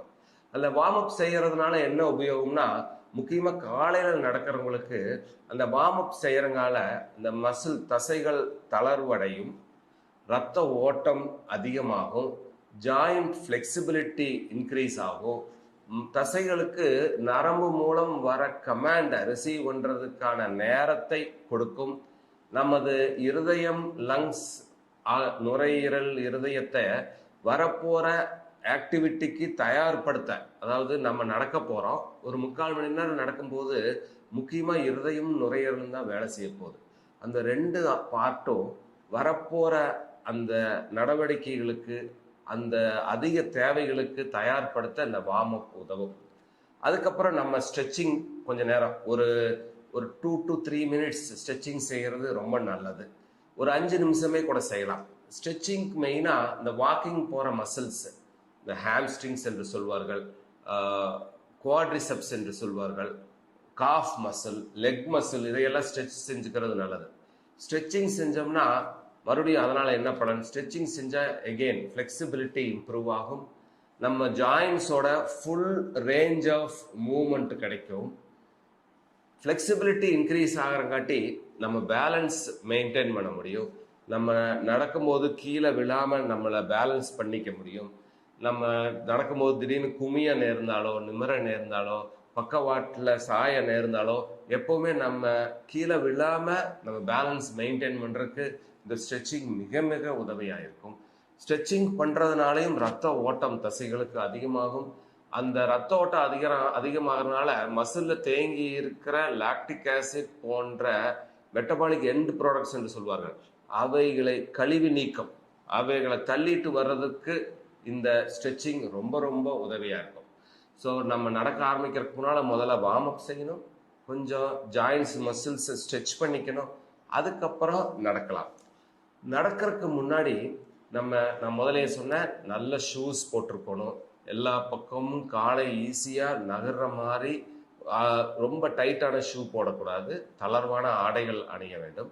பிறகு நடக்கும்போது நாம் நிமிர்ந்து நேராக பார்த்து 20 அடி முன்னால் இருக்கிற பொருளை பார்த்து நமது தாடைகளை உயர்த்தி, தாடை வந்து நம்ம கிரவுண்ட் லெவலுக்கு பேரலாக இருக்கிற மாதிரி பார்த்துக்கணும், கண் பார்வை 20 அடி தூரத்தில் இருக்கிறத பார்க்கணும், நிமிர்ந்து தளர்வாக வைத்துக்கொள்ள வேண்டும், ரொம்ப ஸ்டிஃபாக வைக்கக்கூடாது, முன்னாடி தள்ளி கழுத்தை முன்புற தள்ளுன மாதிரி நடக்கக்கூடாது, நடந்தோம்னா நமக்கு ஷோல்டர் பெயின் வந்துடும். ஸோ தளர்வாக ஷோல்டர்ஸை நல்லா இப்படி வச்சுட்டு கைகளை வந்து வீசி நடக்கணும். அது வீசி நடக்கும்போது இந்த எல்போ ஜாயிண்ட் வந்து எக்ஸ்டெண்ட் பண்ணி வீசி நடக்கக்கூடாது. அப்படி வீசி நடந்தோம்னா இந்த ரத்தோட்டம் இந்த பகுதியில் அதிகமாகி இந்த இடங்கள், இந்த ரிஸ்ட்டு, ஃபிங்கர்ஸ் எல்லாம் எடிமானால ஸ்வெல் ஆகிறதுக்கு வாய்ப்பு இருக்கு. ஸோ கைகளை நல்லா நீட்டி வீசி நடக்காம எல்போ இப்படி 90 டிகிரிஸ் ஃப்ளெக்ஸ் பண்ணி, இந்த ரிஸ்ட்டை ஃப்ளெக்ஸ் பண்ணக்கூடாது, கிளென்ச் பண்ணக்கூடாது, இந்த ஃபிங்கர்ஸை தளர்வாக வச்சுக்கணும், எல்போ 90 டிகிரிஸ் ஃப்ளெக்ஸ் பண்ணிக்கணும். அப்புறமா நடந்தோம்னா நம்ம நடக்கும் போது கிடைக்கும் பலன் இன்னும் அதிகமாகும். இந்த கைகளை ஃப்ளெக்ஸ் பண்ணி கை வீசி நடக்கும் போது கலோரி லாஸ் ஜாஸ்தி ஆகும். இப்படி நடக்கும்போது டெல்டாய்டு, பைசப்ஸ், ட்ரைசப்ஸ் போன்ற மசில் எல்லாம் உபயோகமாகறங்காட்டி நம்மளுக்கு மசில் பில்டப் ஜாஸ்தி ஆகும். ஸோ நடக்கிறதுனால பொதுவாக கால் இருக்கிற மசில் மட்டும்தான் பில்ட் ஆகும்னு ஒரு கருத்து இருக்கு. இந்த hamstrings, quadriceps, cough muscle, leg muscle. அதே சமயத்தில் கைகளையும் நான் சொன்ன மாதிரி பொசிஷனில் வச்சுட்டு கையை வீசி நடந்தோம்னா நம்ம Appar Lim muscle, deltoid, biceps, triceps இதுவும் டெவலப் ஆகும். அதுவும் இல்லாமல் இப்படி நம்ம வீசி நடக்கும்போது நம்ம முன்னாடி வர்ற கை வந்து நம்ம இதுக்கு கிளாவிக்கல் லெவலுக்கு மேலே போகக்கூடாது, ரொம்ப மேலே தலைக்கு மேலேயும் போகக்கூடாது, இதோட நின்றோணும். அப்புறம் கிராஸ் ஆகக்கூடாது, இப்படி வரக்கூடாது, இப்படி தான் வரணும், கிராஸ் ஆகி நடக்கக்கூடாது. ஸோ இதை கவனத்தில் கொண்டு நடக்க வேண்டும். அப்புறம் நடக்கும்போது நமது கால்கள் வந்து முதல்ல வந்து ஹீல் தான் வச்சு டச் ஆகணும். ஹீல் டச் ஆகி அப்புறம் ரோல் பண்ணி டோ டச் ஆகி அப்புறமா அடுத்தடி எடுக்க வேண்டும். அப்படி நடக்கும்போது என்ன உபயோகம்னா, நம்ம ஹீல் டச் ஆகி டோனால ஒரு புஷ் பண்ணோம்னா, முக்கியமாக அது பின்னங்காலில் அந்த புஷ் எஃபர்ட் கிடைக்கும் போது நமது வேகம் அதிகமாகும், ப்ரொபல்ஷன் கிடைக்கும், உந்து சக்தி கிடைக்கும், நம்ம இன்னும் முன்னோக்கி வேகமாக நகர முடியும். நம்ம வேகமாக நடக்கணும் அப்படின்னா நம்ம அடி தூரத்தை எச்சு பண்ணக்கூடாது. ஷார்ட்டர் அண்ட் ஃபாஸ்டர் ஸ்டெப்ஸ்ன்னு சொல்லுவார்கள். அடி வந்து கம்மியாக வச்சு வேகமாக அடுத்த அடி எடுத்து வைக்கணும். அப்போ தான் நம்ம வேகமாக நடக்க முடியும். அதிக லாங் ஸ்டெப்ஸு, அடி தூரத்தை அதிகப்படுத்தினால் நாம் இன்னும் வேகமாக நடக்க முடியும், இன்னும் தூரம் போகணும்னு நினைச்சா அது தப்பு. அது நம்மளுக்கு ஸ்ட்ரெயின் ஜாஸ்தி தான் கொடுக்கும். ஸோ அடிகளை குறைக்க வேண்டும் மற்றும் வேகமாக அடுத்த அடி வேகமாக எடுத்து வைக்கணும். So shorter and pastor straights அப்படி வச்சா தான் நம்ம வேகமாக அதிக தூரத்தை நினைச்ச நேரத்தில் எட்டி வைக்க முடியும். உதாரணத்துக்கு ஒருத்தர் 22 அடி நடக்கிற தூரத்தில் இதில் நடந்தார்னா அவர் 1 மணி நேரத்தில் 1 கிலோமீட்டர் நடப்பார். அதே அவர் வந்து 2 கிலோமீட்டர் நடக்கணும்னா 44 அடி வைக்கணும்.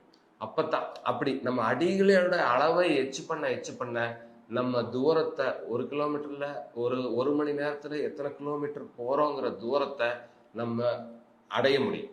ஸோ இதெல்லாம் கவனத்தில் கொண்டு இந்த ப்ராப்பர் டெக்னிக் நேராக நின்று 20 அடி தூரத்தை பார்த்து தாடை கரெக்டான லெவல் கிரவுண்டுக்கு பேரலாக வச்சு ஷோல்டர்ஸ் தளர்வாக வச்சு கைகளை மடித்து கை வீசி டோ ஃபர்ஸ்ட் டச் பண்ணி ஒரு உந்துதல் கொடுத்து நடந்தோம்னா நம்ம நடக்கிற டெக்னிக் பர்ஃபெக்டாக இருக்கும்.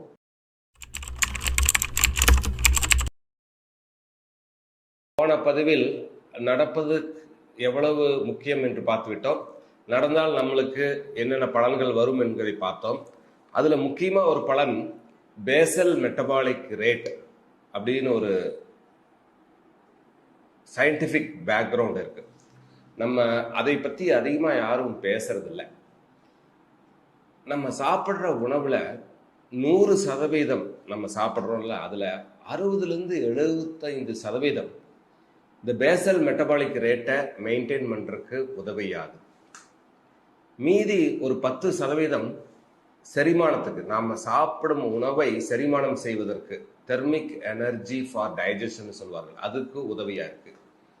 மீதி 15லேருந்து 20-25% தான் நம்ம ஃபிசிக்கல் ஆக்டிவிட்டிக்கு செலவிடப்படுகிறது. ஸோ நம்ம சாப்பிட்றதுல 100%ல 60லேருந்து 75% பேசல் மெட்டபாலிக் ரேட் மெயின்டைன் பண்ணுறதுக்கு செலவிடப்படுகிறது. ஸோ நம்ம சாப்பிட்றதுல கணிசமான பகுதி 3/2 பங்கு இந்த பேசல் மெட்டபாலிக் ரேட்டு மெயின்டைன் பண்ணுறதுக்கு பயன்படுத்தப்படுகிறது. இந்த செய்தி அனைவருக்கும் தெரியாது. நாம் எல்லாம் நினச்சிருக்கிறோம் அதிகமாக நம்ம ஃபிசிக்கல் ஆக்டிவிட்டிக்கு யூஸ் பண்ணுறோம், மற்றதுக்கெல்லாம் யூஸ் பண்ணுறோம் அப்படின்னு. இல்லை, சாப்பிட்றதுலேயே அதிகம் இந்த பேசல் மெட்டபாலிக் ரேட் மெயின்டைன் பண்ணுறதுக்கு தான் நம்ம யூஸ் பண்ணுறோம். ஸோ இந்த பேசல் மெட்டபாலிக் ரேட் அப்படின்னா என்ன, இதை பற்றி ஒரு முக்கியமான சில விஷயங்களை இங்கே பகிர்ந்து கொள்ள விரும்புகிறேன். இது மிகவும் உதவியாக இருக்கும் உங்களுக்கு, எஸ்பெஷலி ஒரு டயபெட்டிஸ் கண்ட்ரோலுக்கு, வெயிட் லாஸ்க்கு இந்த பேசல் மெட்டபாலிக் ரேட்டு பற்றின நாலேஜ் ரொம்ப ரொம்ப உதவியாக இருக்கும்.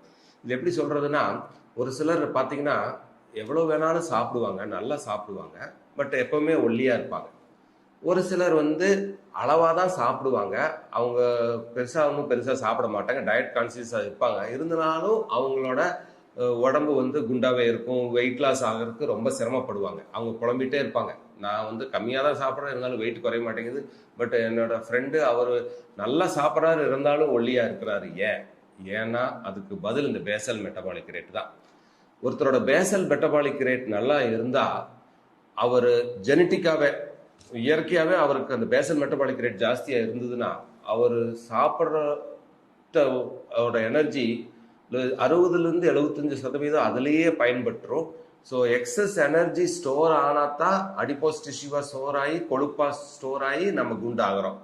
ஸோ மேக்ஸிமம் நம்ம பேசல் மெட்டபாலிக் ரேட் மெயின்டைன் பண்ணுறதுலேயே உபயோகம் ஆயிடுச்சுன்னா அதிகப்படியாக கொழுப்பாக ஸ்டோர் ஆக வேண்டிய அவசியம் இல்லை, அவர் குண்டாக வேண்டிய அவசியம் இல்லை. ஸோ அவ்வளவு முக்கியம் இந்த Basel metabolic rate. So Basel metabolic rate அப்படின்னா என்ன?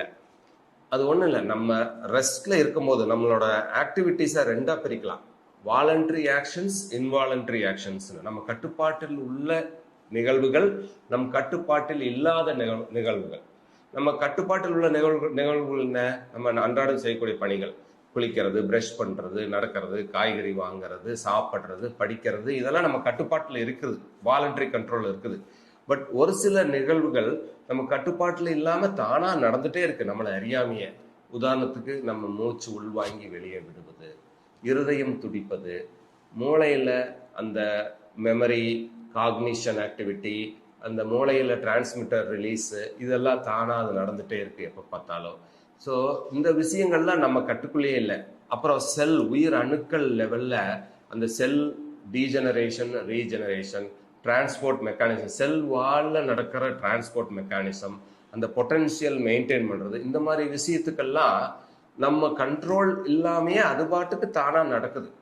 அதுக்கு ஒரு குறிப்பிட்ட எனர்ஜி யூஸ் ஆகுது. அதுக்கு பேர் தான் பேசல் மெட்டபாலிக் ரேட். இது உடம்பில் இருக்கிற அனைத்து உயிரணுக்களிலும் நடக்கும். அதிகமாக பேசல் மெட்டபாலிக் ரேட் அதிகமாக இருக்கிறது லிவரில். அதுக்கு அடுத்தபடியாக இருக்கிறது நம்ம ஸ்கெலிட்டல் மசில் அப்படிங்கிறதுல அந்த பேசல் மெட்டபாலிக் ரேட் ஜாஸ்தியாக இருக்குது. ஸோ அதனால தான் பார்த்தீங்கன்னா யார் அதிக மஸ்குலராக இருக்கிறாங்களோ, லீன் மசில் மாஸ் ஜாஸ்தியாக இருக்கிறாங்களோ அவங்களுக்கு இந்த பேசல் மெட்டபாலிக் ரேட் ஜாஸ்தியாக இருக்கும். ஸோ அவங்களுக்கு இந்த வெயிட் போடுற தொந்தரவு இருக்காது, அவங்களுக்கு பிளட் சுகர் கண்ட்ரோலில் இருக்கும், அவங்களுக்கு வேற விதமான கொழுப்பு சம்பந்தமான பாதிப்புகள், கொலஸ்ட்ரால் சம்பந்தமான பாதிப்புகள் எதுவும் வராது. இதெல்லாம் இயற்கையாகவே ஜெனட்டிக்காகவே இந்த வெஸ்டர்ன் பாப்புலேஷன், இந்த நீக்ராய்டு ரேஸ், அவங்களுக்கெல்லாம் இயற்கையாகவே லீன் மசில் மாஸ் ஜாஸ்தி, அவங்களுக்கு மசில் பில்டு ஜாஸ்தி. பட் நம்ம ஏஷியன் இந்தியன்ஸ்க்கு இயற்கையாகவே இந்த மசில் மாஸ் கம்மி, கொழுப்பு ஜாஸ்தி. அதனால தான் இந்த டயபெட்டிஸ் இன்சிடென்ட்ஸ் இந்த வெஸ்டர்ன் பாப்புலேஷனில் நீக்ராய்டு ரேஸில் கம்மியாக இருக்குது. ஏன்னா அவங்களுக்கு பேசல் மெட்டபாலிக் ரேட்டு இயற்கையாகவே கடவுள் அவங்களுக்கு அதிகமாக கொடுத்துருக்குறாங்க, லீன் மசில் மாஸ் அவங்களுக்கு ஜாஸ்தியாக இருக்குது. அவங்க சும்மா இருந்தாலே அவங்க சாப்பிட்ற உணவில் ஒரு கணிசமான பகுதி அதுக்கு உபயோகமாயிட்டே இருக்குது. 60லேருந்து 75%. உதாரணமாக ஒரு ஆக்டிவ் மேலு ஒரு நாளைக்கு 3000 கலோரி யூஸ் பண்ணுறாருன்னா ஏறக்குறைய 1800 கலோரி இந்த பேசல் மெட்டபாலிக் ரேட் மெயின்டைன் பண்ணுறதுக்கே செலவாயிருது. ஸோ நாம் எல்லாரும் என்ன நினச்சிக்கிறோம், ஆரோக்கியமாக இருக்கணும்னா உடல் எடை குறைய வேண்டும், இளைக்க வேண்டும் என்று நினைக்கிறோம். அப்படி இல்லை. ஆரோக்கியமாக இருக்கணும்னா, அதுவும் பின்னால் ஆரோக்கியமாக இருக்கணும்னா 20 வயசில் நம்ம மசில் மாஸ் அதிகமாகறதுக்கு நம்ம உழைக்க வேண்டும். வெயிட் குறைக்கணும்னு எய்ம் இருக்கக்கூடாது, மசில் மாஸை இம்ப்ரூவ் பண்ணுறது தான் நம்ம எய்மாக இருக்கணும். ஏன்னா மசில் மாஸ் அதிகமாக இருந்தால் தான் நம்ம பேசல் மெட்டபாலிக் ரேட் ஜாஸ்தி ஆகும். பேசல் மெட்டபாலிக் ரேட் ஜாஸ்தியானா நம்ம சாப்பிட்ற உணவில் ஒரு கணிசமான பகுதி, 2/3 பங்கு உணவை நாம் அதற்கு செலவிடுவோம். அப்போ அதிகப்படியான உணவு தேங்கி கொழுப்பாக மாறி நமக்கு sugar, pressure, stroke, heart attack போன்ற வர்றதுக்கான கேள்விக்கே இல்லை. அதனால தான் இந்த மாதிரி டிசீஸ் எல்லாம் மேற்கத்திய நாடுகள் இருக்கிறவங்களுக்கு, ஆப்பிரிக்கன்ஸ்க்கு கம்மியாக இருக்குது. இதுக்கு பேர் நான் கம்யூனிகபிள் டிசீஸ்ன்னு சொல்லுவாங்க. வேற நம்மளுக்கு ஏஷியன் இந்தியன்ஸ்க்கு ரொம்ப ஜாஸ்தியாக இருக்குது. ஸோ இதை பற்றி நம்ம தெரிஞ்சு நம்ம கவனம் நம்ம மசில் மாஸ் இம்ப்ரூவ் பண்ணுறதுல, இப்போ நம்மளுக்கு வயதானாலும் நம்ம குழந்தைகளுக்கு அதை நம்ம சொல்லித்தரணும். அவங்கள நல்லா விளையாடுறதுக்கு விடணும். அவங்க லீனியர் மசில் மாஸ் இம்ப்ரூவ் பண்ண வைக்கணும். லீனியர் மசில் மாஸ் இம்ப்ரூவ் ஆக நம்ம எனர்ஜி தானாக சும்மா இருக்கும் போதே அந்த எனர்ஜி, நீங்கள் எந்திரிக்க வேண்டியதில்லை, நடக்க வேண்டியதில்லை, தூங்கும் போது, படிக்கும் போது, கம்ப்யூட்டர் பார்க்கும் போது எப்பவுமே அந்த எனர்ஜி அதுக்கு போயிட்டே இருக்கும். பேசல் மெட்டபாலிக் ரேட்டுக்காக அது பாட்டுக்கு அதை எடுத்துகிட்டே இருக்கும். ஸோ ஆட்டோமேட்டிக்காக கழிவுகள் தேங்காது, அதிகப்படியான கொழுப்பு தேங்காது, உடல் ஆரோக்கியமாக இருக்கும். ஸோ இதை கருத்தில் கொண்டு இதன்படி நாம் இனிமேல் சிரமேற்று நடப்போம்.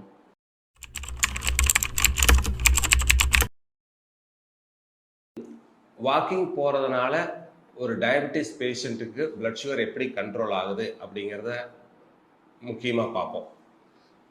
நம்ம எல்லா டயபெட்டிக் பேஷண்ட்டையும் நடக்க சொல்கிறோம். ஏன் அப்படின்னா, அவங்க நடந்தாங்கன்னா உடம்பில் இருக்கிற சர்க்கரை தானாக உயிரணுக்களுக்குள் செல்லும். ஒவ்வொரு உயிரணு செல்க்கு ஒரு செல்வால் இருக்கு, சுவர் இருக்கு. அந்த சுவரை தாண்டி ரத்தத்தில் இருக்கிற சர்க்கரை அந்த செல்லுக்குள்ள போனாதான் அது ஏடிபி எனர்ஜியா மாறி அந்த எனர்ஜி நம்மளோட வேலைகளுக்கு பயன்படுது. அந்த செல்லுக்குள்ள சர்க்கரையை புகுத்துற சக்தி ரெண்டே விஷயத்துக்கு தான் இருக்கு. ஒன்று இன்சுலின். இன்சுலின் என்ற ஹார்மோனுக்கு மட்டும்தான் ரத்தத்தில் இருக்கிற சர்க்கரையை செல்லுக்குள்ள புகுத்துற பவர் இருக்கு. அந்த ஹார்மோனுக்கு அடுத்தபடியா அந்த பவர் எக்ஸசைஸ்க்கு இருக்கு.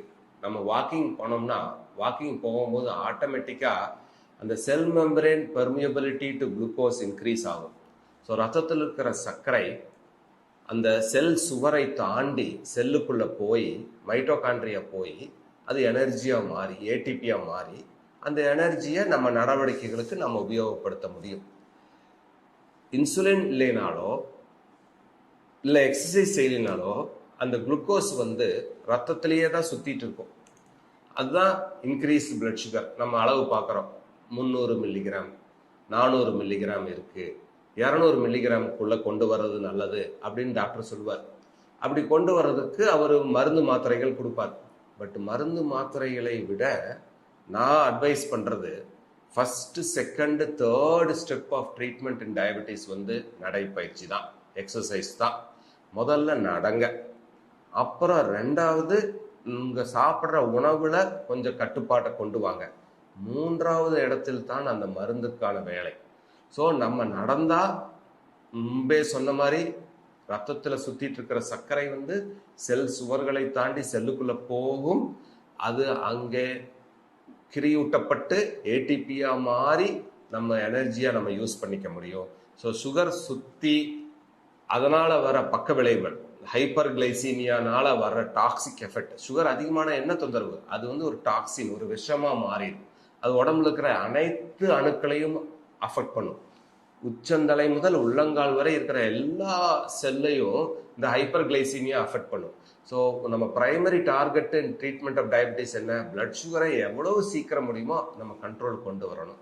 அப்படி கண்ட்ரோலுக்கு கொண்டு வரணும்னா அவர் முறையான உடற்பயிற்சி செய்யணும். அதுலேயும் உடற்பயிற்சியிலையும் சிறந்தது வாக்கிங் செய்யணும். வாக்கிங் கண்டினியூஸா ஒருத்தர் வாரத்துக்கு 6 நாள், ஒரு நாளைக்கு குறைந்தது 45 முதல் 60 நிமிடங்கள் நடந்துட்டு வந்தாருன்னா அவருக்கு 3 மாதத்திலிருந்து 1 வருடத்திற்குள் அந்த மாற்றங்கள் கண்கூடா தெரியும். எந்த அளவுக்குன்னா, ஒரு நாளைக்கு 10,000 அடி நடக்கிற நபருக்கு அவரோட HbA1c ஏறக்குறைய 1% குறையும் அப்படிங்கிறாங்க. 1%. 1%ங்கிறது மேஜர் டிஃபரன்ஸ். அந்த 1% குறைக்கணும்னா நம்ம இன்சுலின் குறைஞ்சது 10லிருந்து 15 யூனிட் போடணும். ஸோ அந்த இன்சுலினோட தேவை இல்லாமையே நம்ம பிளட் சுகரை கண்ட்ரோல் பண்ண இந்த வாக்கிங் மிக மிக உதவியா இருக்குது. நம்பர் 1. நம்பர் 2, பிளட் சுகரை குறைக்கிறது இல்லாம அந்த எக்ஸஸ் பிளட் சுகரால வர்ற பக்க விளைவுகளை தடுக்க இந்த வாக்கிங் உதவுது. அந்த டாக்ஸின்ஸ் எல்லாம் போய் அந்த செல்லை அஃபெக்ட் பண்ணாம தடுக்குது. 3வது, அந்த எக்ஸஸ் பிளட் சுகர் என்ன ஆகும், அது கிளைக்கஜனா மாதிரி மசில்ல சேரும். இல்லைன்னா அதை விட அதிகமா சுகர் இருந்ததுன்னா அது கொழுப்பா மாறி அடிப்போஸ் டிஷ்யூ, அதான் வயிறை சுத்தி தொப்பையா மாறுறது. ஸோ அந்த தொப்பை ஒரு அறிகுறி, அவர் மெட்டபாலிக்கா ஆரோக்கியமா இல்லை. ஒரு நபர் ஆரோக்கியமான நபரா இருக்கிறாரா, ஒரு ஆரோக்கியமான மெட்டபாலிக்கா கரெக்டா இருக்கிறாரா அப்படிங்கிறது தொப்பை ஒரு அறிகுறி. தொப்பை இருந்தா அவர் ஒரு ஆரோக்கியமான மனிதர் இல்லை. ஸோ அந்த தொப்பை ஏற்படாம பார்த்துக்கிறதுக்கு சயின்டிஃபிக்கா வாக்கிங் மிக மிக உதவியா இருக்கு. இதனால என்ன பலன்னா, நம்ம டயபெட்டிஸை 3 ஸ்டேஜா பிரிக்கலாம். இம்பேர்டு குளுக்கோஸ் டாலரன்ஸ் ஒரு ஸ்டேஜ், அதுக்கடுத்தது ப்ரீ டயபெட்டிஸ்ங்கிற ஸ்டேஜ், அப்புறம் டயபெட்டிஸ், அப்புறம் established diabetes with complications. So so அந்த மாதிரி பேஷண்ட்ஸ்க்கு கண்டிப்பாக நம்ம இன்சுலின் போட வேண்டிய தேவை வரும். ஸோ ஒரு நபருக்கு இன்னைக்கு சர்க்கரை வியாதி வருதுன்னா அவருக்கு ஏறக்குறைய ஒரு 15-20 வருடங்களுக்கு முன்னாலேயே பேன்கிரியாஸில் அந்த டேமேஜ் ஆரம்பிச்சிடும். இந்த டேமேஜ் அதிகப்படியாக ஆக தான் ஒவ்வொரு ஸ்டேஜாக கிடக்கிறாரு. ஸோ இம்பேர்ட் குளுக்கோஸ் டாலரன்ஸ் ஸ்டேஜ்லேயே ஒரு நபரை நம்ம கண்டுபிடிச்சிட்டோம்னா அவருக்கு லைஃப் ஸ்டைல் மாடிஃபிகேஷன் மட்டும் பண்ணால் போதும். வாக்கிங் ப்ளஸ் டயட்டை பார்த்துட்டாலே அவரோட பிளட் சுகர் நார்மலுக்கு அவர் நார்மலான மனிதராகவே ஆயிடுவார். அதை அப்பவே கண்டுபிடிக்காம விட்டாதான் அது ப்ரீ டயபிட்டிஸ் போய் எஸ்டாப்ளிஷ் டயபிட்டிஸ் ஆகிறது. எஸ்டாப்ளிஷ் டயபிட்டிஸ் ஸ்டேஜுங்கிற போது அவரோட பீட்டா செல்ல 60% ஆல்ரெடி போயிடும், மீதி 40% தான் இருக்கும். நம்ம அந்த அளவுக்கு விடக்கூடாது. ஏன்னா நம்ம இது வரைக்கும் நம்மகிட்ட எந்த மருந்துமே இல்லை போன பீட்டா செல்லை திருப்பி கொண்டு வர்றதுக்கு. ரீஜெனரேஷன் ஆஃப் பீட்டா செல் நடக்கிறதுக்கு வாய்ப்பே இல்லை, போனது தான். ஸோ நம்ம அதுக்கு முன்னாலேயே நம்ம தடுக்கணும்னா நம்ம ஒருத்தர் இம்பேர்ட் குளுக்கோஸ் டாலரன்ஸ் ஸ்டேஜ்லேயே நடந்தாருன்னா அவர் நார்மல் பர்சனாகவே ஆகிறதுக்கு வாய்ப்பு இருக்கு. அதுக்கு பேர் டயபெட்டிஸ் ரிவர்சல். டயபெட்டிஸ்க்கு போக இருந்த ஒரு பேஷண்ட்டு நார்மலாகவே கூட மாறிடுவார். அப்புறம் அவர் அப்படியே மெயின்டைன் பண்ணிட்டு இருந்தார போது மருந்து மாத்திரை இல்லாமையே அவர் குறைஞ்சது தள்ளி போடவாத முடியும். முக்கியமா அப்பா அம்மா 2 பேத்துக்குமே சுகர் இருக்குதுன்னா டயபெட்டிஸ் பரம்பரை வியாதி, ஜெனட்டிக்கா அவங்களோட மகளுக்கு வரும். ஸோ அந்த மாதிரி பேஷண்ட் 2 அப்பா அம்மாவும் டயபெட்டிக்கா இருந்ததுன்னு தெரிஞ்சாலே இந்த மகனோ மகளோ அவங்களோட 20 வயதுலேருந்து நடக்க ஆரம்பிச்சுட்டா அவங்களுக்கு 40 வயசுல வரக்கூடிய டயபெட்டிஸ் 50 இல்லை 55 வயசுல தான் வரும். ஸோ நடக்கிறதுக்கு அந்த பவர் இருக்கு. போஸ்ட்போன் இட் கேன் ஃபர்ஸ்ட் நான் சொன்னேன் ரிவர்சல் ஆஃப் டயபெட்டிஸ்லேருந்து நார்மலாக மாற்றுறது. 2வது போஸ்ட்போன் டயபெட்டிஸ், 40 வயதுல வரப்போற டயபெட்டிஸை சர்க்கரை வியாதியை 50 வயசுக்கு தள்ளி போடுது.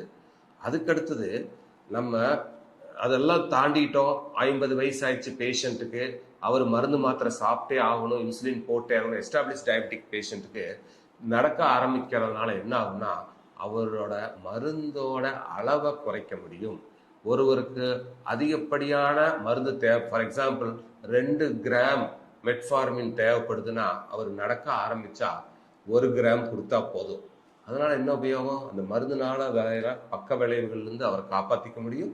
அப்புறம் India is a poor country, அந்த காஸ்ட்டை குறைக்க முடியும். மேலும் இன்சுலின்னாவே எல்லாத்துக்கும் அலர்ஜி, ஊசி போடுறதுனாவே எல்லாத்துக்கும் யாருக்கும் பிடிக்காது. ஒரு எஸ்டாப்ளிஷ் டயபெட்டிக் காம்ப்ளிகேஷனுக்கு போகிற அளவுக்கு ஆயிட்டாரு, அவர் பீட்டா செல் 80% போச்சு அப்படின்னா அவருக்கு வேற வழியில் இன்சுலின் போட்டு தான் ஆகும். அந்த மாதிரி பேஷண்ட் நடக்க ஆரம்பிச்சா ஒன்று அவரோட இன்சுலின் தேவை குறையும், பட் நடக்க அவர் இன்சுலின் போடாமையே வெறும் மாத்திரைகளையே கண்ட்ரோல் கொண்டு வர வைக்கவும் முடியும். ஸோ ஒரு டயபெட்டிக் பேஷண்ட்டு நடந்தால் ஒன்று அவருக்கு டயபெட்டிஸ் வர்றதுக்கு முன்னாலேயே காத்துக்கலாம். 2வது மைல்டு டயபெட்டிஸ் இருந்தால் நார்மல் பேஷண்ட்டாக ரிவர்ஸ் ஆகலாம். 3வது ஒரு எஸ்டாப்ளிஷ் டயபெட்டிஸாக இருந்தால் அவரோட மருந்தோட அளவை குறைக்கலாம், அவர் ஒரு மருத்துவ செலவு குறையும். ஒரு இன்சுலின் டிபெண்டன்ட் டயபெட்டிக் பேஷண்ட் இருந்தால் இன்சுலின்லேருந்து வெளியே வர்றதுக்கு அது உதவியாக இருக்கும், இல்லை அட்லீஸ்ட் இன்சுலின் டோசேஜை குறைக்க மிக மிக உதவியாக இருக்கும். ஆகவே எல்லாரும் முக்கியமாக டயபெட்டிக் பேஷண்ட்டு தயவு செய்து நடங்கள் நண்பர்கள். இந்த பதிவில் நாம் எவ்வளோ தூரம் நடக்கணும், நம்ம நடக்கிறது மேக்ஸிமம் எவ்வளோ நடக்கலாம் அப்படிங்கிறதுக்கு ஒரு சின்ன கிளினிக்கல் சைன், ஒரு க்ளூ நான் உங்களுக்கு கொடுக்குறேன். அது உங்கள் ஹார்ட் ரேட் சம்மந்தப்பட்டது. இப்போல்லாம் எல்லாரும் நடக்கும்போது ஒரு ஆப் மாட்டிட்டு நடக்கிறாங்க, இல்லை பீடோமீட்டர் கனெக்ட் பண்ணி நடக்கிறாங்க.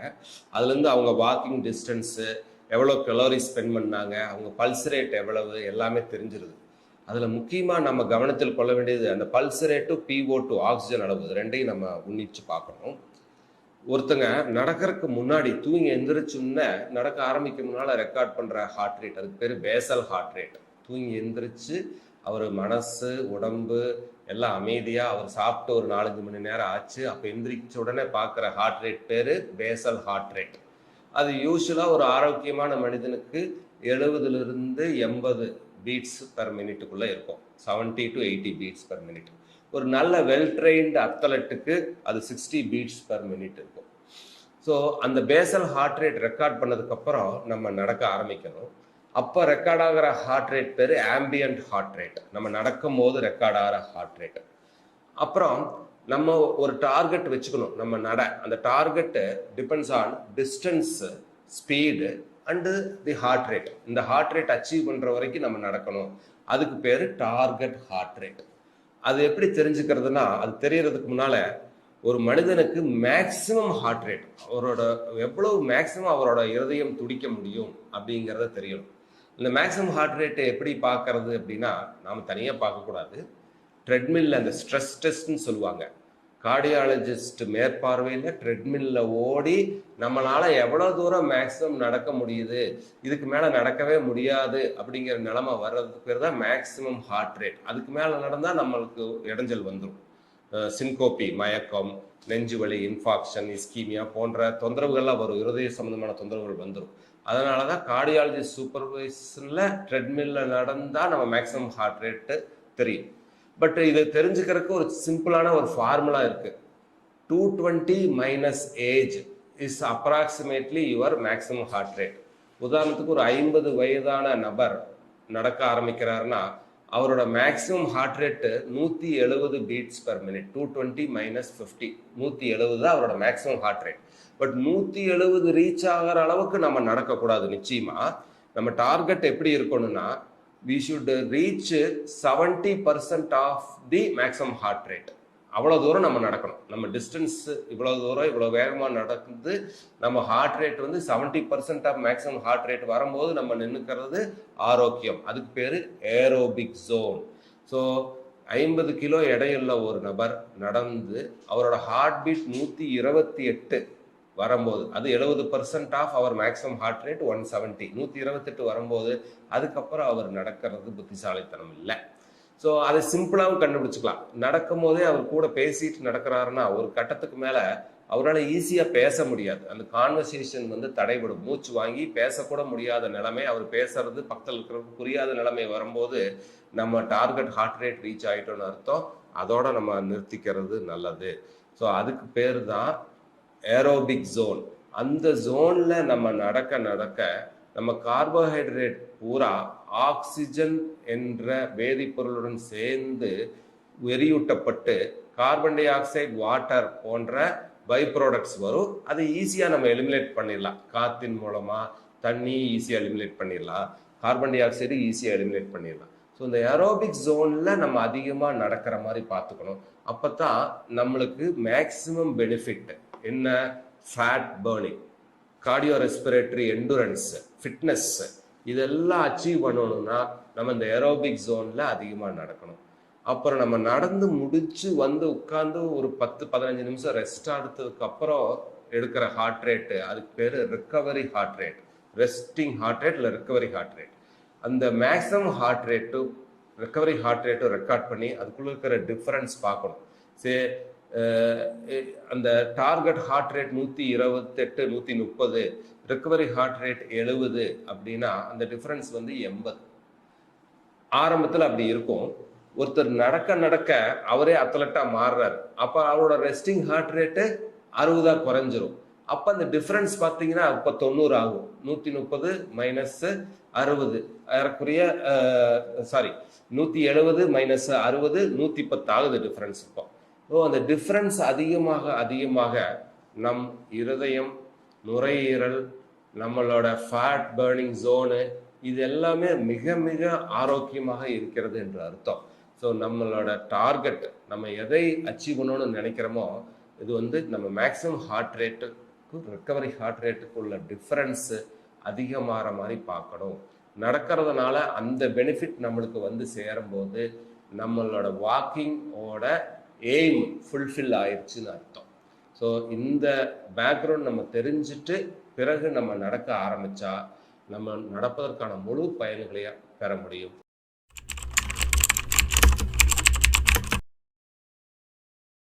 இப்போ நம்ம வாக்கிங் செய்யறதுனால என்னென்ன பெனிஃபிட்ஸ் நம்மளுக்கு கிடைக்குது அப்படிங்கிறத பார்க்கலாம்.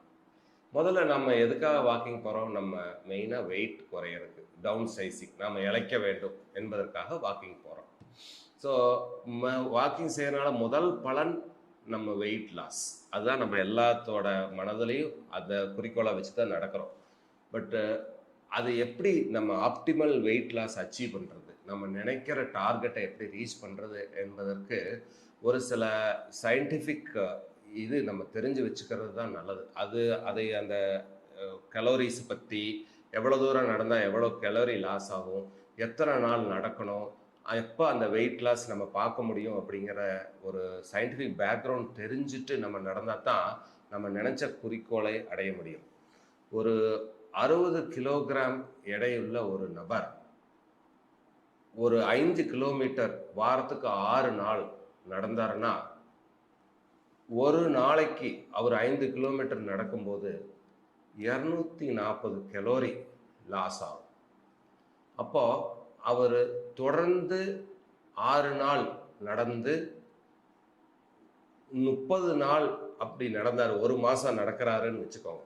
அப்படி நடந்தால் அவர் ஏறக்குறைய 7200 கலோரி லாஸ் பண்ணுவார். ஒரு மாதத்துக்கு ஒரு 60 கிலோ எடையுள்ள நபர் ஒரு நாளைக்கு 5 கிலோமீட்டர் நடந்தால் ஒரு மாதம் கழித்து அவர் லூஸ் பண்ணுற கலோரியோட அளவு 7200 கலோரி. இந்த 7200 கலோரி இஸ் ஈக்குவல் டு ரஃப்லா 1 கிலோகிராம் வெயிட். ஸோ ஒருத்தர் இப்போது 75 கிலோகிராம் வெயிட் இருக்கிறாரு, அவர் 74 கிலோகிராம் வெயிட்டாக குறையணும்னா அவர் ஒரு மாதம் தினமும் 5 கிலோமீட்டர் தொடர்ந்து நடக்க வேண்டும். அதை விட முக்கியம், அவர் என்ன உணவு அப்போ சாப்பிட்ருக்கிறாரோ அதே தான் சாப்பிடணும். அதை விட கொஞ்சம், ஃபார் எக்ஸாம்பிள், நடந்து முடிஞ்சோன்னே எங்கள் கோவிலே மாநகரத்தில் ஒரு பழக்கம் இருக்குது, ரேஸ் கோர்ஸ்னு ஒரு பகுதி இருக்குது, அங்கே வாக்கிங் கிளப், அருமையான வாக்கிங் கிளப் இருக்குது. அந்த இடத்த சுற்றி நடந்தோடனே இந்த நண்பர்கள், அந்த வாக்கிங் கிளப் சேர்ந்தவங்களாம் உடனே பக்கத்தில் போய் ஒரு அன்னபூர்ணா காஃபி, ஒரு சாம்பார் வடை சாப்பிட்ருவாங்க. அது சாப்பிட்டா நம்ம நடந்த போது லூஸ் பண்ண 240 கலோரியை நம்ம திரும்பி எடுத்துக்கிறோம். ஸோ அதில் எந்த பிரயோஜனமும் இல்லை. ஸோ நம்ம இந்த அறிவு நம்மளுக்கு வேணும். நம்ம நடக்கிறதுனால 240 கலோரி தான் குறையுது. அதே சமயத்தில் நடந்து முடிஞ்ச உடனே நம்ம போய் அந்த இழந்த கலோரியை திருப்பி எடுத்துக்க கூடாது. நம்ம எப்படி சாப்பிட்றோமோ அதே அளவு சாப்பிட்டுட்டு இருந்து இதே மாதிரி தொடர்ந்து நடந்தால் தான், ஒரு மாதம் கஷ்டப்பட்டா தான் 1 கிலோ குறையும். இந்த அட்வர்டைஸ்மெண்ட்லாம் சொல்கிற மாதிரி நீங்கள் 30 நாளில் 5 கிலோ குறையும், 6 கிலோ குறையும், அதெல்லாம் நிச்சயமாக தவறு. அந்த எண்ணம் வேண்டாம். நடப்பது is a continuous process. Perseverance வேணும். தொடர்ந்து நடந்தால் தான் நம்ம கஷ்டப்படத்தான் அதோட பலன் வரும். பட் ஒன்ஸ் பலன் வர ஆரம்பித்தா பல மடங்கு வர ஆரம்பிக்கும். எப்படிங்கிறது அதையும் நான் சொல்லித்தரேன். இப்போ ஒருத்தர் 60 கிலோ இருக்கிறவர் 5 கிலோமீட்டர் நடந்தாருன்னா, 30 நாள் நடந்தாருன்னா அவரோட எடை 1 கிலோ குறையுங்கிறது சொல்லியிருக்கேன். இப்போ அவரோட எடை 59 கிலோ ஆயிடுச்சு. இப்போ அவர் என்ன ஆகும், போக போக அவருக்கு ஒரு உற்சாகம் வரும். மூளைக்குள்ள என்டார்ஃபின் சுரக்க ஆரம்பிக்கும், டோபமின் சுரக்க ஆரம்பிக்கும். அவருக்கே ஒரு உற்சாகம் வரும், உடம்புல மாற்றங்கள் வரும். பார்க்குறவங்கெல்லாம் சொல்லுவாங்க, நீங்கள் இழைச்சி போயிட்டீங்க, ஸ்மார்ட்டாக இருக்கிறீங்க, அழகாக இருக்கிறீங்க அப்படின்னு சொல்லும் போது அவருக்கு மகிழ்ச்சிகரமான ஹார்மோன் தூண்டுதல்கள் ஜாஸ்தியாகும். அவர் என்ன, ஒரு உத்வேகத்தில் உன்னையும் வேகமாக நடக்க ஆரம்பிப்பார், உன்னையும் அதிக தூரம் நடக்க ஆரம்பிப்பார். அப்போ அந்த பெனிஃபிட் உன்னையும் பன்மடங்காகும். ஸோ நம்ம உடல் எடை குறைவது எதை பொறுத்து இருக்குதுன்னா, நம்ம எவ்வளவு தூரம் நடக்கிறோம், அதை எவ்வளவு வேகமாக நடக்கிறோம், எந்த சர்ஃபேஸில் நடக்கிறோம், அது ரொம்ப முக்கியம். ட்ரெட்மில்ல நடக்கலாமா, வேறு வழி இல்லைன்னா நடக்கலாம், தப்பில்லை. பட் ஓப்பன் ஏரில் வெளியே கை வீசி நடக்கிறது தான் நல்லது. அந்த நடக்கிறது கிராஸ் சர்ஃபேஸ்லையும் மணல் மேலேயும், புல்தர மேலேயும் மணல் மேலேயும் நடந்தால் கலோரி லாஸ் இன்னும் ஜாஸ்தியாக இருக்கும். ஈவன் சர்ஃபேஸ், காங்கிரீட் தளத்துலையோ தாரோடு மேலேயோ நடக்கிறத விட மணல் தளங்களில், பீச்சில், கிராஸ் சர்ஃபேஸில், புல்வெளியில் நடந்தால் கலோரி லாஸ் ஜாஸ்தி ஆகும். அப்புறம் ஈவன் கிரவுண்டில் நடக்கிறத விட ஒரு ஸ்லோப்பில், ஒரு ஹில்ல ஒரு 15% ஸ்லோப்பு, கொஞ்சம் உயரமாக இன்க்ளினேஷனில் நடந்து போனோம்னா ஏறக்குறைய 3 மடங்கு அதிகமாக கலோரி லாஸாக இருக்கும். ஸோ நம்ம கிரவுண்ட் லெவலில் நடக்கிறத விட ஒரு இன்க்ளினேஷனில் நடக்கிறது ரொம்ப ரொம்ப நல்லது. அதே மாதிரி இறங்கி வரும்போதும், ஸ்லோப்பில் இறங்கி வரும்போதும் நம்மளோட கலோரி லாஸ் ரொம்ப ஜாஸ்தியாக இருக்கும். இதைத்தான் அந்த காலத்துலேருந்தே நம்ம தமிழர்களோட பண்பாட்டோடையே நினைச்சிருந்தாங்க. என்ன பண்ணாங்க, அடிக்கடி மாதம் ஒருக்கா இல்லை 40 நாளைக்கு ஒருக்கா கோயில்களுக்கு நடந்தே செல்வாங்க. அங்கே எல்லா கடவுள்களும், முக்கியமாக முருக கடவுள் வந்து மலை மேலே தான் இருப்பார். ஸோ மலை ஏறி இறங்குவாங்க. நடந்து பாத யாத்திரையாக போய் மலை ஏறி இறங்குனாங்கன்னா அதனால் வர பன்மடங்கு. இது ஒரு உதாரணத்துக்கு நான் சொல்கிறேன். ஸோ நம்ம வந்து தொடர்ந்து நடக்க வேண்டும், தினமும் நடக்க வேண்டும். ஒரு குறிப்பிட்ட தூரத்தில் ஆரம்பித்து போக போக அந்த தூரத்தை அதிகப்படுத்த வேண்டும், வேகத்தை அதிகப்படுத்த வேண்டும். அதே சமயத்தில் நம் உணவிலும் கவனம் செலுத்த வேண்டும்.